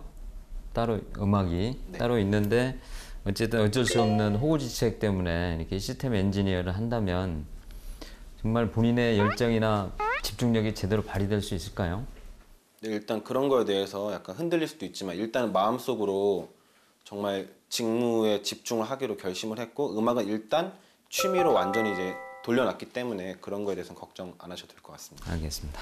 저는 음악계로 나갈 생각이 전혀 없는데 저도 얘기하다가 약간 제가 실수를 한 것 같아요. 의도가 잘못 전달된 것 같은데 제가 이제 말씀드리고 싶었던 거는 취미는 음악은 취미인데 그걸 꾸준히 계속 취미로서 하고 싶은 거고 직업은 확실하게 이제 컴퓨터 관련 시스템 엔지니어를 하고 싶은 게 제 현재 계획이니까. 그러면 면접은 여기까지 마치도록 하겠습니다. 네, 감사합니다. 수고했습니다. 네. 전과하고 나서 좀 어려웠을 것 같은데 어떻게 극복했는지. 관련 컴퓨터 IT 학원을 다니기도 하고. 그 협력업체 좀 담당자가 본인의 어떤 상사하고 약간 어느 정도 친분이 있는 좀 관계에 있습니다. 그분이 지시에 따른 상태에서 그 후에 제 의견을 말씀드리면 그분들이 YG에 왜 지원합니까? IT랑 비슷한 점이 있는데 YG는 그런 트렌드를 잘 캐치해서. 오늘 면접 어떠셨어요? 좀 이력서나 자기소개 봤을 때보다는 그래도 만났을 때는 훨씬 더 좀 괜찮은 친구라는 느낌을 좀 많이 받았었고요. 그래서 네. 생각보다 연관된 어떤 준비한 것도 있고 다만 좀 제가 이제 평가를 좀 내려드리자면 네. 다소 약간 좀 표정이 너무 무겁고 표정도 좀 무겁고 왜냐하면 이 시스템 엔지니어도 다양한 부서의 사람들과 일을 해야 되기도 하고 혹은 그렇죠. 아니면 네. 우리 회사가 아닌 타 회사에 가서 또 일을 해야 되는 상황도 많이 벌어지기도 하는데 약간 너무 좀 표정이 좀 무겁다. 좀 뭔가 말 걸기가 좀 어렵지 않을까라는 느낌을 받았고 목소리 어떤 톤도 약간 굉장히 다운된 어떤 상태라서 약간 톤도 높이고 표정도 좀 밝게 연출을 한다면 훨씬 더 좀 더 좋지 않았을까라는 생각이 들었고 대체로 본인이 말한 어떤 면접에 대한 전반적인 컨텐츠에 대해서는 좀 비교적 괜찮은 편이었는데 마지막에 좀 약간 그 우리 큰 형님께서 물어보셨던 질문 네, 중에 네. 음악이냐 약간 이제 엔지니어냐랑 했었을 때 약간 이런 느낌을 좀 받았습니다. 좀 음악을 하고 싶은데 이 엔지니어는 그냥 차선책이라는 어떤 느낌이 좀 들어서 네. 자기 지금 형평상 모상 어쩔 수 없이 이걸 해야 된다는 느낌이 들어서 좀 그런 걸 굉장히 좀 아쉬워서 네, 저도 좀 그런 저는 느낌이 많이 받았어요. 합격을 주려고 하다가 C뿔 정도로 그냥 네. 마무리. C뿔로, 네. 네, 그래서 그 정도 수준으로 좀 줘야 될 것 같다는 생각이 들었습니다. 네. 네. 면접 평가를 A부터 F까지 내려야 되거든요. 네. 조금 냉정하게. 근데 우리 학생회장님께서는 C뿔을 주셨네요. 네, 평가 좀 해주신다면요? 저는 우리 학생회장님 마음이 굉장히 좋으신 것 같은데 명확하게 하겠습니다. 있는 네. 부분. 물론 저도 그 부분에 동의해요. 자소서를 받던 것보다는 훨씬 면접 보니까 괜찮은 친구라는 생각이 들지만 네. 일단 자신의 장점을 제대로 표현할 줄 모르는 것 같아요. 네. 그래서 이 부분은 따로 훈련이 좀 필요할 것 같고 네. 우리 저 누님이 좀 도움을 주십시오. 누님. 또 하나는 가장 마음에 걸리는 건 이 친구가 나는 IT 그러니까 소프트웨어 개발 학과를 나왔지만 네. 나는 IT가 적성이 아니야. 이런 얘기를 계속 하고 있는 것 같아요. 네. 따라서 네. 저는 이 부분이 가장 걸릴 것 같아요. 네. 따라서 그래서 저는 D를 주겠습니다. 네. 정말 지금 이 상태로라면. 큰 침을 한 방 또 맞았네요. 그죠? 네. 저도 계속 우려했던 부분이 그거였어요. 그래서 음악에 대한 관심, 또 꾸준한 동아리 활동 이런 것도 좋지만 본업에 충실할 수 있는 그런 열정이 있느냐인데 마지막에 또 그 못다 이룬 꿈을 그쵸. 언젠가는 이루겠다. 사실은 그게 지금 일지망이지만 현재는 이지망이다. 그렇게 할 수밖에 없다. 이런 내용들을 좀 얘기를 한 것 같아서 저도 네. 아쉽지만 네. 네. D 플러스 드리겠습니다. D 플러스. D 플러스는 또 뭐예요? 네, 항상 네, 그러니까 뭔가 준비는 많이 됐지만 그래도 이렇게 직무에 집중하지는 못했다라는 느낌이 강하게 들었습니다. 저는 네. 너무 냉정했나요? 네. 자, 그러면 우리 기다리고 있는 조정우 학생 네. 같이 만나서 또 이렇게 네. 컨설팅을 한번 시작해 볼까요? 네, 그래요. 네네네. 긴장한 건 알지만 태도적인 측면에서 조금 좋은 인상을 또 줄 수도 없고. 사과드리겠습니다. 상황에서 네, 받아드리겠습니다. 유머가 있네. 현재 가진 게 많이 없어서 어떤 식으로 좀 자소서 제가 자소서도 정말 기업에 쓴 게 몇 번 경험이 없어서 본인이 말은 잘해. 근데 네, 면접 보느라고 수고하셨습니다. 네. 좀 긴장 많이 하셨나요? 어떠셨어요? 네, 아무래도 이게 제가 실제 이제 기업 면접을 본 경험이 없어서 뭐 친구들하고 모의 면접은 많이 준비해봤지만 이렇게 어른들하고 이제 면접을 하는 게 처음이라서 되게 많이 떨리고 긴장됐습니다. 네. 네, 그러면 우리 뭐 컨설팅을 좀 이제 해드리려고 하는데요. 어떤 선생님부터 해줬으면 좋겠어요? 선택할 수 있습니다. 본인이 우리가 이제 선택 당하는 거예요. 네, 선택의 기회를 한 번은 좀 드리지 않을까요? 궁금한 점들 있으면 하나씩 네. 더 설명해 주시면 질문하시면 좋을 것 같습니다. 저는 그럼 큰아빠. 큰아빠. 큰아버님. 네. 큰아버님께. 네, 큰아버님. 큰형. 네, 큰형님. 네. 큰형님께. 죄송합니다. 막 긴장해서. 몇 번 얻어맞은 기분인데. 네. 큰아빠. 좀 이따 보자. 네, 죄송합니다. 네, 제가 현재 가진 게 많이 없어서 그런 거에 대해서는 어떤 식으로 자소서를 제가 자소서도 확인하면서 이제 너무 이게 실수가 많았던 것 같다라고 느꼈는데 첫 번째는 우선 우리 정우 학생은 자소서의 그 질문 있잖아. 질문의 맥을 파악해야 될 것 같아. 그러니까 자소서 우리 항목이 아까 3개가 있었잖아요. 네. 이 항목에서 이 항목을 통해 기업에서 보고자 하는 게 무엇인지를 찝어내야 돼. 우선 그 부분이 약하니까 그 부분에서 방향성이 안 잡히니까 다른 얘기를 많이 하는 것 같아. 그 질문에 맞는 얘기를 해야 되는데 또 두 번째는 사례가 구체적이지 않아요. 그러니까 이 얘기 저 얘기를 다 하고 있는 거야. 그것보다는 한 가지 사례나 두 가지 사례를 잘 표현하고 극대화하면 충분히 본인의 강점을 잘 표현할 수 있을 것 같아요. 그 영상에서 보여진 것처럼 전공 도서도 계속 찾아보고 공부하고 그랬잖아요. 그리고 뭐 근로학생으로 근무도 했고 그래서 관련된 사례나 그런 것들을 좀 직무로 집중을 해서 좀 동아리 활동보다는 그쪽으로 좀 많이 집중을 해서 썼으면 좋겠고 또 그 전공 공부를 꾸준히 하고 있다는 거를 좀 어필하는 것이 좋을 것 같아요. 지금 현재 자격증이 없더라도 뭐 그 졸업 전까지 어떤 자격증 취득을 목표로 어떻게 공부를 해가고 있다라는 이런 내용만 추가해도 열심히 공부하고 있다는 느낌을 받을 수 있으니까요. 그런 내용을 좀 보완하시면 좋을 것 같습니다. 또 하나는 본인이 시스템 엔지니어라는 그 직무에 대해서 좀 더 깊숙이 들어가서 좀 파악을 해봤으면 좋겠다. 우선 그게 출발이잖아, 그죠? 네. 취업에 대한 기초공사인데 그 부분이 좀 약하지 않나 하는 생각이 들어요. 시작할 때 조금 긴장을 하셔서 그런지 인사 없이 그쵸. 그냥 와서 저희도 조금 네. 당황한 모습이 나갔을 것 같은데요. 네, 인사 안 한 건 본인은 모르셨죠? 아니 저는 네. 이렇게 하면은 전 서서 계속 소개를 할 줄 알고 서서 이제 안녕하십니까 인사를 하려고 했는데 갑자기 앉으라서 저도 모르게 앉아가지고 저도 당황스러웠어요. 네. 문을 열고 오는 순간부터 살짝 눈이 마주치게 되어 있으니까 목례라도 살짝 하고 들어와서 제대로 인사를 하시거나 그렇게 하고 앉는 것이 훨씬 좋습니다. 인사 없이 시작을 하다 보니까 예, 뭔가 우리가 긴장한 건 알지만 태도적인 측면에서 조금 좋은 인상을 또 줄 수도 없고. 사과드리겠습니다. 당황해서 네, 받아드리겠습니다. 유머가 있네. 들어오면서 지금처럼 이렇게 웃으니까 얼마나 좋아. 훨씬 더 부드러워 보이고 시스템 엔지니어 잘할 것 같아. 인사에 대한 질문도 좀 많이 받는데 언제 인사라고 몇 번 인사를 하냐는 질문을 많이 받습니다. 문 열고 들어왔을 때 또 섰었을 때 또 자기소개할 때. 근데 일단 눈 마주치면 인사는 많이 해도 크게 나쁠 게 전혀 없기 때문에 다만 인사할 때 꾸부정하게 하지 말고 확실하게 좀 인사를 한번 할 때는 확실하게 하자라는 측면을 좀 말씀드리고 싶습니다. 타이는 이렇게 약간 저는 약간 튄다고 생각했는데 상관없을까요? 기본적으로 우리가 색깔이 3색이 넘어가면 화려하다는 느낌을 받거든요. 네. 그런데 지금 딱 3색은 됐으나 패턴이 좀 큰 모양이 있어서 조금 활동적인 이미지를 좀 더 보여주기는 해요. 그런데 지원하는 회사의 이미지에 따라서 조직 문화에 따라서 복장이 조금 달라져야 된다고 생각을 하거든요. 좀 유연하게. YG는 어떤 이미지라고 생각하세요? 기업 문화가? YG는 네. 약간 아까 말씀드린 트렌드 세터나 아니면은 뭔가 자유로운 약간 그런 느낌이 많이 있는 것 같아요. 네. 본인의 오늘 스타일은 어떤 것 같으세요?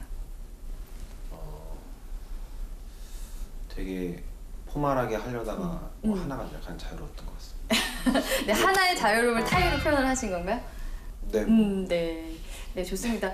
보통은 이렇게 클래식한 정장을 굉장히 선호하는데요. 뭐 YG를 비롯해서 몇몇의 어떤 창의적인 그런 인재를 요구하는 회사에서는요, 이렇게 클래식한 복장보다는 세미 캐주얼 또는 이제 비즈니스 캐주얼을 굉장히 선호해요. 네, 그래서 타이 없이 그냥 뭐 이렇게 하는 것도 괜찮고요. 아니면 이제 자켓이 있기 때문에 자켓으로 어떤 격식은 좀 차려주지만 그 안에 뭐 드레스 셔츠가 아닌 뭐 남방이라든지 그런 걸로 조금 뭐 갖추어서 좀 편안한 복장을 좀 하는 것도 한 팁이거든요. YG에서는 그런 모습을 좀 좋아한다고 제가 알고 있어서 말씀드렸습니다. 그래서 복장은 좀 개성을 추구해도 나쁘지 않을 것 같아요.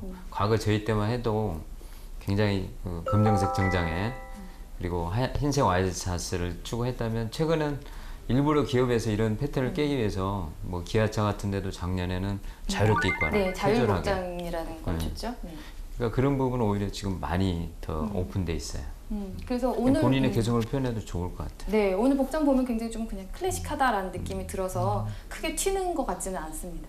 저는 이제 앞으로 이 본인이 준비해 나가는데 사실 오늘은 뭐 연습을 한 거잖아요, 그죠? 연습을 했지만 면접은 보면 그런 것 같아요. 한 번 잘한다고 항상 잘하는 것도 아니고 매 순간을 위해서 그 상황에 맞게 준비하는 게 중요하거든요. 그래서 저희가 추천하는 게 반드시 예상 질문을 뽑으라는 거예요. 면접을 가면. 그래서 예상 질문을 뽑고 답변을 준비하는데 그대로 외우면 절대 안 돼요. 그대로 외우지 말고 본인이 그 구조도만 만들어 놓는 거예요. 핵심만. 나는 이런 사례를 쓰겠다. 결론을 이렇게 제시하겠다. 이렇게만 해놔도 도움이 많이 되거든요. 그래서 그런 부분을 좀 준비하고, 이거 보니까 본인이 말은 잘해. 근데 핵심이 안 나와. 그리고 또 장황한 측면이 있어요. 이런 부분을 개선했으면 좋겠고, 지금 시스템 엔지니어는 실력이 가장 중요해요. 학력보다도, 뭐 토익이나 이런 스펙보다도. 그래서 본인이 보여줄 수 있는 실력, 아까 말한 대로 기사 자격증이라든지 아니면 뭐 MCP 자격증이라든지 리눅스라든지 이런 부분을 빨리 준비해가지고 이 이력서에 내세울 게 있는 게 내세울 만한 게 좀 더 나타났으면 좋겠다. 그리고 세 번째는 본인이 그래도 나름대로 활동을 했잖아, 그죠? 네. 특히 직무에 관련된 활동과 프로젝트를 잘 정리를 하세요. 그러면 충분히 성장 가능성이 있어요. 네. 그래서 마지막으로 좀 자신감을 가졌으면 좋겠어요. 네, 감사합니다.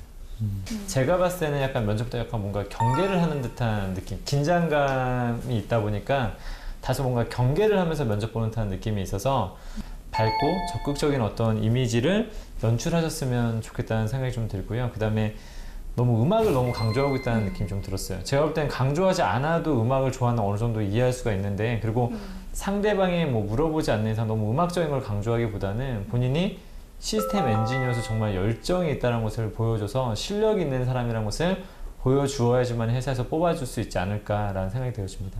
네.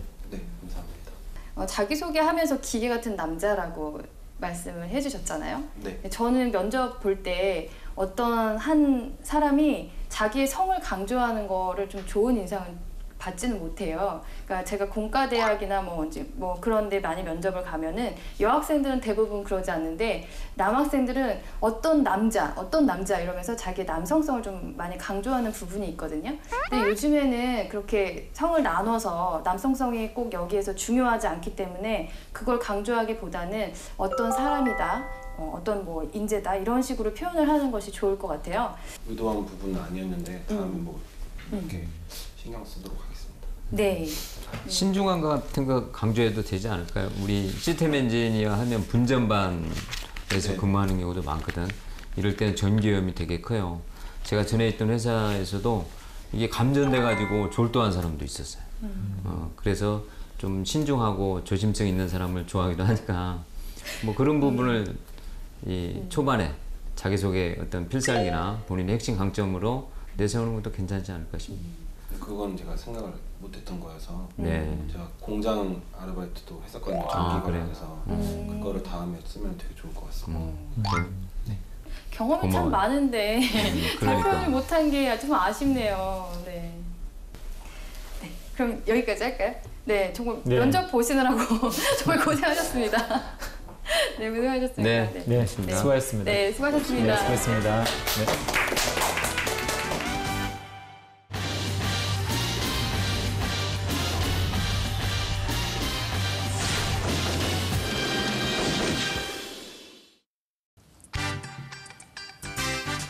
너의 취향을 저격해주마. 취향 맞춤 기업 정보 톡. 취향 저격 이 회사는 어때? 안녕하세요. 네, 오늘도 저희와 함께 해주실 분들 소개해 드릴게요. 취업 컨설턴트 홍기찬 쌤, 네. 작가 겸 가수인 취향 저격수 백수형, 네. 그리고 캠퍼스 특파원 홍서영 학생 나왔습니다. 어서 오세요. 반갑습니다. 안녕하세요. 네, 오늘도 취준생들의 취향을 자극할 두 개의 기업 만나보도록 하겠습니다. 두 개의 기업 어딘가요?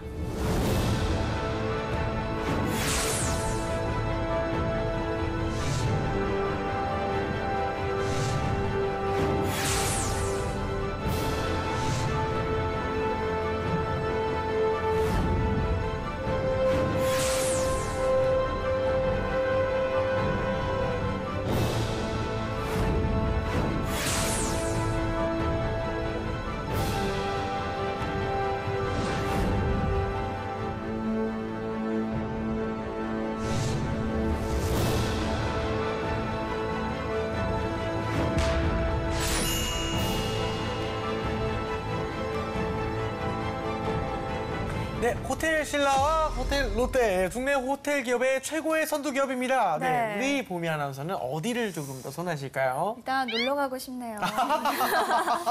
그쵸? 네, 이렇게 해외 멀리 네. 갈 건 없이 이 두 호텔만 가도 그쵸. 충분히 힐링하고 올 힐링할 만큼 수 있어요. 정말 시설면도 그렇고 여러 가지 면에서 뛰어난 네. 호텔들인 것 같아요. 알겠습니다. 홍사영 학생도. 네, 저는 두 곳에서 숙박을 해본 경험은 없는데 이제 롯데호텔에서 뷔페를 한번 가족들끼리 간 적이 있어서 근데 또 맛있죠. 네, 맛있죠. 그래서 호텔 뷔페를 처음 먹어봤는데 진짜 신세계였거든요. 그래서 그런 좋은 경험이 있고 신라호텔은 그 삼성 때문에 좀 고급스럽다는 이미지가 저한테는 좀 있는 것 같아요. 가면은 대게를 많이 먹어야 돼요. 대게를 대게 한 3접시씩 먹어야 돼요. 저는 롯데를 조금 더 선호하는 게 제주도 때 롯데호텔만 가보긴 했었거든요. 신라호텔을 못 가보긴 했지만 어쨌든 롯데호텔에서의 그 풍경이 너무 좋더라고요. 진짜. 누구랑 갔어요? 그때 우리 이사님이랑 남자랑 갔어요. 네. 같은 방 썼고. 네. 너나 이제 조심해 이제. 오늘 그런 거 막 해도 되는 거예요? 백수형, 아니 그러면 안 돼요. 그러면 안 돼요. 네. 백수형은요? 저는 어렸을 때 네네. 저는 천호동에서 쭉 자랐거든요. 네네네. 근데 이제 천호동 애들이 가끔씩 이제 큰맘 먹고 나가는 데가 잠실이에요. 이 잠실 가면 롯데호텔 크게 있잖아요. 진짜 이만한 거. 그래서 저는 아기 때 호텔이 그냥 하루 이틀 자는 데가 아니라 사람이 사는 데인 줄 알았어요. 그럴 수 있죠. 그래서 나중에 크면은 여기 사는 사람이 돼야지라고 생각했었거든요. 예. 조금 더 벌어야 될 것 같아요. 아니 하룻밤은 지낼 수 있는 건 아니에요. 아니 살려고요. 살려고요? 네네. 많이 버셔야겠네요. 많이 보셔야겠네요. 예. 그렇죠. 알겠습니다. 그 호텔 업계 현황이 어떤지 일단 홍 선생님께서 자세히 설명 부탁드립니다. 우리가 오늘 이제 호텔 업계를 알아볼 텐데 사실 우리가 얘기하는 이 두 호텔 기업의 매출을 책임지고 있는 부분은 호텔 비즈니스는 절대 아닙니다. 지금 호텔 신라를 좀 보면요. 14년도 1분기에 이제 흑자 전환에 성공을 하게 돼요. 흑자 전환할 수 있었던 이유는 당연히 면세 산업 때문에 그렇습니다. 그래서 한 90%가 정도가 면세 쪽에 포커스를 맞추고 있고 한 10%가 기존의 호텔 산업. 롯데 같은 경우도 80%가 면세 유통 산업에서 나오고 있어요. 그래서 이야기를 물론 호텔까지 같이 결부지어서 하겠지만 우리는 전체적인 면세까지 같이 아울러서 이야기를 해야 될 것 같고요. 빅3라고 해서 나머지 하나가 이제 SK 네트워크스. 이쪽은 좀 면세 쪽이 좀 약해요. 그래서 네트워크스는 이제 한 반반 정도로 비즈니스가 흘러가고 있는데 나머지 기업들은 기존의 호텔 산업의 성장 가능성이 그다지 높지 않기 때문에 면세 유통 산업에 많은 투자를 하고 있는 업계를 알아본다. 이렇게 생각하시면 되겠습니다. 네, 알겠습니다. 네. 자, 그러면 두 기업에 대한 학생들의 취향 알아보도록 하겠습니다. 서영 학생 현장 취재는 좀 어땠나요? 네, 학생들이 아무래도 호텔에 뭐 많이 숙박을 하진 않으니까 잘 모르더라도 이제 기업 이미지나 뭐 대외적인 이미지 이런 것들 또 어디서 들은 얘기들로 이제 판단을 해서 선호도 선택을 하더라고요. 사실 저는 이번에 결과가 좀 예측이 안 됐었는데 진짜 흥미로운 결과가 나왔습니다. 오, 그렇군요. 알겠습니다. 그럼 친구들의 이야기는 영상 보고 이야기하겠습니다. 안녕하세요. 오늘도 두 기업의 선호도 조사를 하기 위해 캠퍼스를 찾아왔습니다. 네, 오늘 비교해볼 두 기업은 오랜만에 대기업들의 경쟁인데요. 네, 신라호텔과 롯데호텔, 롯데호텔과 신라호텔입니다. 학생들이 두 호텔들 중 어느 곳에 더 취업을 하고 싶은지 한번 알아보러 가실까요? 롯데호텔이랑 신라호텔 중 어디를 더 선호하세요? 신라호텔이 그냥 삼성 거라 그런지 이미지가 좀 좋거든요. 삼성이라? 아무래도 삼성이기 때문에. 그렇죠. 신라호텔 빵이 되게 빵 때문에. 빵 때문에. 제가 이용해본 적이 없어서 잘 모르겠습니다. 저는 롯데호텔을 좀 더 선호하는데요. 그것이 이제 옆에 롯데월도 있고 그러다 보니까 롯데 시설이 좀 더 잘 돼 있어서 저는 그걸 좀 더 선호하는 편입니다. 놀다가 호텔을 가면 그 이유는요? 좀 더 한국적인 분위기가 좋은 것 같아요. 날씨가 먼저 그냥 딱히 이게 더 선호한다 이런 건 없지만 신라호텔이 뭐 언론에서 미담 같은 것도 많이 공개되고 그래서 그냥 이미지 자체는 이미지에 대한 느낌으로. 네, 학생들의 의견 들어봤고요. 서영 학생 결과는 좀 어땠나요? 네, 이번 조사 역시 이제 고려대학교 학생들 30명을 대상으로 진행이 되었고요. 바로 보여드리자면 짜잔. 호텔 신라 19표 대 롯데호텔 11표로 8표 차이로 신라의 승이었습니다. 뭐 이렇게 신라 호텔을 선호하는 이유는 무엇일까요? 아무래도 특별한 이유가 있다기보다는요. 이제 무엇보다 삼성이라는 것 때문에 좀 선호하는 친구들이 있었고 또 이제 고급스러운 이미지가 뭐 소비자 입장에서 더 있다고 하는 친구들도 있었고요. 뭔가 시기가 시기만큼 이제 뉴스에 롯데에 관한 안 좋은 얘기들이 나오니까 아무래도 신라가 승리를 한 것 같습니다. 네, 알겠습니다. 이렇게 학생들의 의견 들어봤고요. 이번에는 두 기업에 대한 좀 더 깊숙한 정보 알아보도록 하겠습니다. 취향 저격수 백수형. 네, 호텔처럼 편안한 남자. 요새 이벤트 생각하느라 하루에 많은 시간을 보내고 있어요. 네. 진짜 되게 잘 준비해 오는 것 같아요. 멘트 너무 좋아요, 오프닝들이. 어떻게 잘 갖다 붙이는지.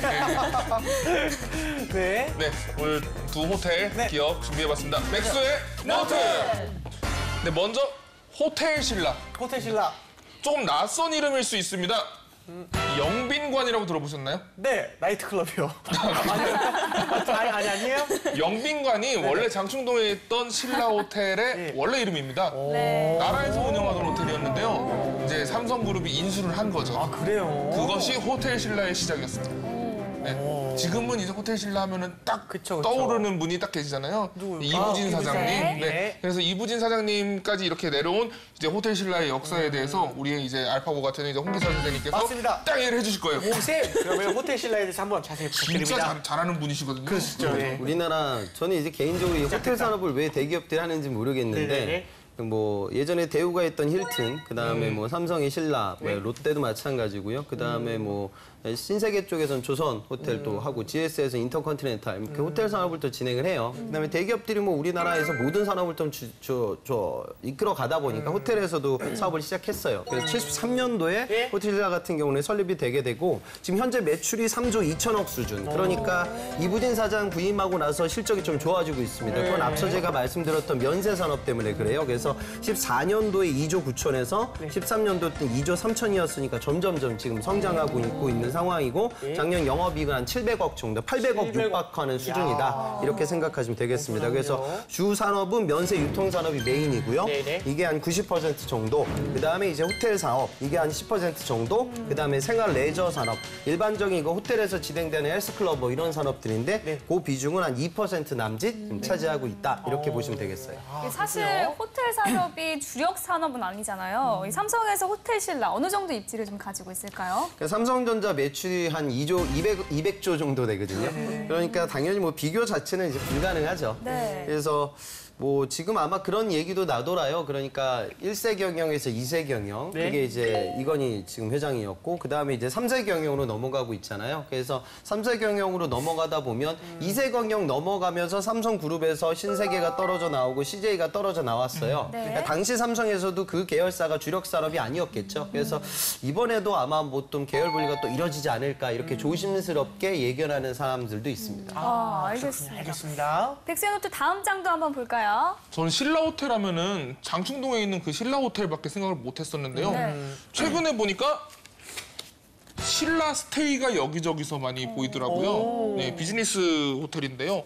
저는 비즈니스 호텔이 뭔지는 잘 모르겠어요. 근데 뭔가 근데 거기에 있으면은 진짜로 막 좀 멋있는 사람 같은 좀 그런 느낌으로 나중에 그 비즈니스 호텔에 살아도 되겠다. 그렇죠. 네, 그렇죠. 좀 그렇게 생각하고 있어요. 꿈이 좀 바뀌었네요. 백수에서 비즈니스맨이라 되게. 약간 이제 비즈니스가 좀 그렇죠. 맞아요. 사실 비즈니스 호텔이 우리나라에서는 익숙하지는 않은데 신라 스테이 어떤 매력과 특징을 좀 갖고 있을까요? 그러니까 지금 호텔업의 특징 중에 하나가 우리가 특급 호텔들 있잖아요. 그래서 거기서 연예인들 결혼도 하고 그다음에 연애도 하고 세미나도 펼쳐지고 이런 시장. 이 시장은 이미 지금 포화 상태예요.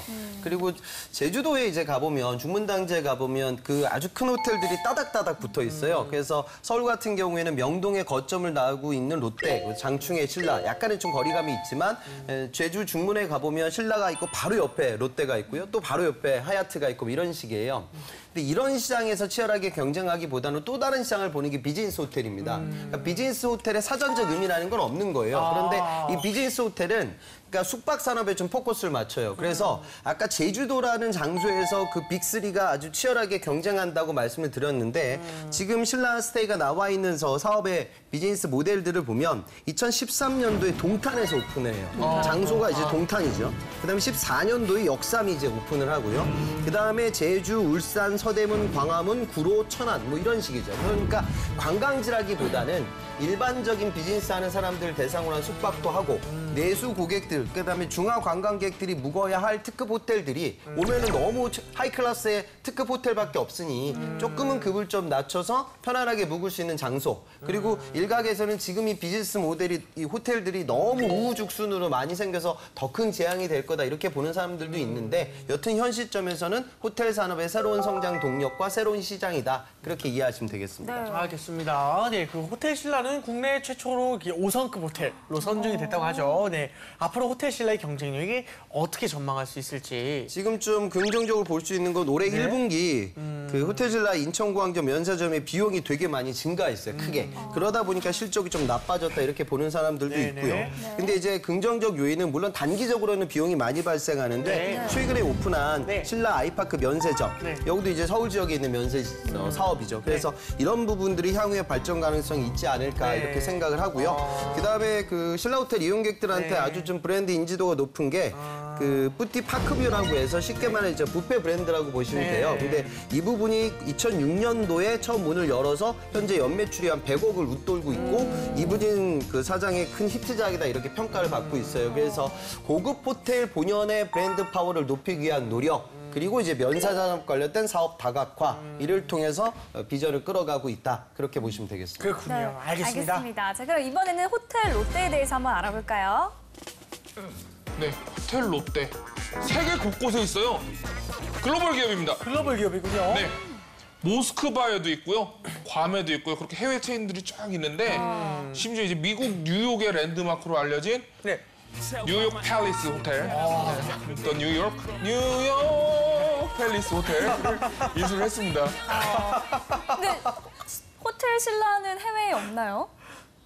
호텔 신라는 지금 해외 시장 진출이 그렇게 다각화돼 있지는 않습니다. 그래서 장기적으로 이게 우리나라 호텔 기업들이 좀 걸어가야 될 길이에요. 그러니까 국내에서 대기업 기반의 호텔들과 치열하게 경쟁하고 있는 힐튼, 하얏트 다 이제 글로벌 체인을 유지하고 있죠. 그러니까 우리나라 기업들도 앞으로 그런 시장에 적극적으로 진출하기 위한 노력이 필요할 것 같습니다. 그러면 호텔 롯데에 대해서도 좀 설명 부탁드립니다. 네. 그 호텔 롯데 같은 경우에는 굉장히 역사가 깊어요. 그러니까 36년도에 전신이라고 할 수 있는 반도 호텔이 개관을 하게 됩니다. 그리고 그 당시 때 이제 박정희 대통령이 그 지금 이제 뭐 매스컴에 좀 부정적으로 좀 회자되고 있는 신격호 롯데그룹 회장한테 그런 얘기를 했다고 해요. 지금 반도 호텔이 큰 적자를 겪고 있는 곤란한 상황이다. 그래서 이걸 어떻게 해결할 수 있겠냐.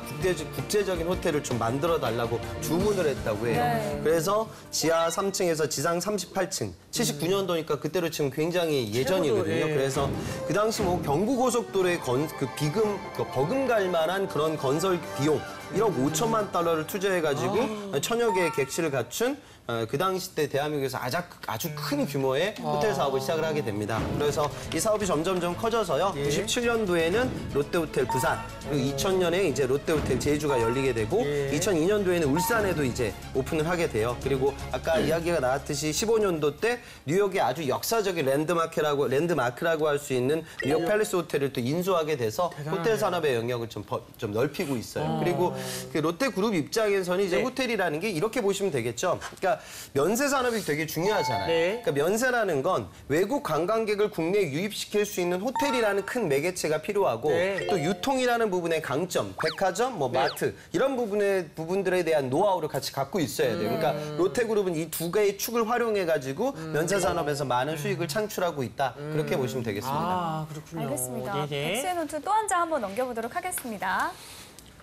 참 이 노트에서 그 기업에 대한 좋은 얘기들만 항상 다뤄주고 싶은데 어쩔 수 없이 불가피하게 좀 안 좋은 얘기들을 다루게 되는 경우가 있어요. 이슈가 너무 클 때 그럴 수밖에 없는데 어떤 거죠? 지금 호텔 롯데 대위기입니다. 근데 다만 이제 호텔 롯데만의 위기라고 볼 수는 없고요. 롯데그룹 전체에 대한 위기죠. 굳이 막 제가 많이 설명해드리지 않아도 많이들 아실 거예요. 그 롯데그룹 지금 검찰 수사를 하고 있잖아요. 그래서 호텔 롯데가 지금 상장이 무산되는 그런 상황까지 벌어졌다고 하더라고요. 그렇군요. 워낙 이슈라 그 얘기를 안 할 수는 없지만 뭐 이제 기업의 입장에서 실제로 위기 상황이 맞는 건지 이게 어떤 건지 궁금합니다. 원래 이 사건 터지기 전까지 올해 주식시장의 가장 큰 화두 그리고 이 IPO 기업 공개 가장 큰 건이 호텔 롯데였어요. 그래서 상장이 되게 되면 뭐 10조가 넘어갈 거다 뭐 말들도 무성했고요. 그런데 이번 검찰 수사 때문에 뭐 지금 신동빈 회장이 해보겠다 이런 올해 안에 다시 재도전을 하겠다 이런 천명은 있었지만 현실적으로 쉽지 않을 거다 이렇게 좀 바라보고 있고요.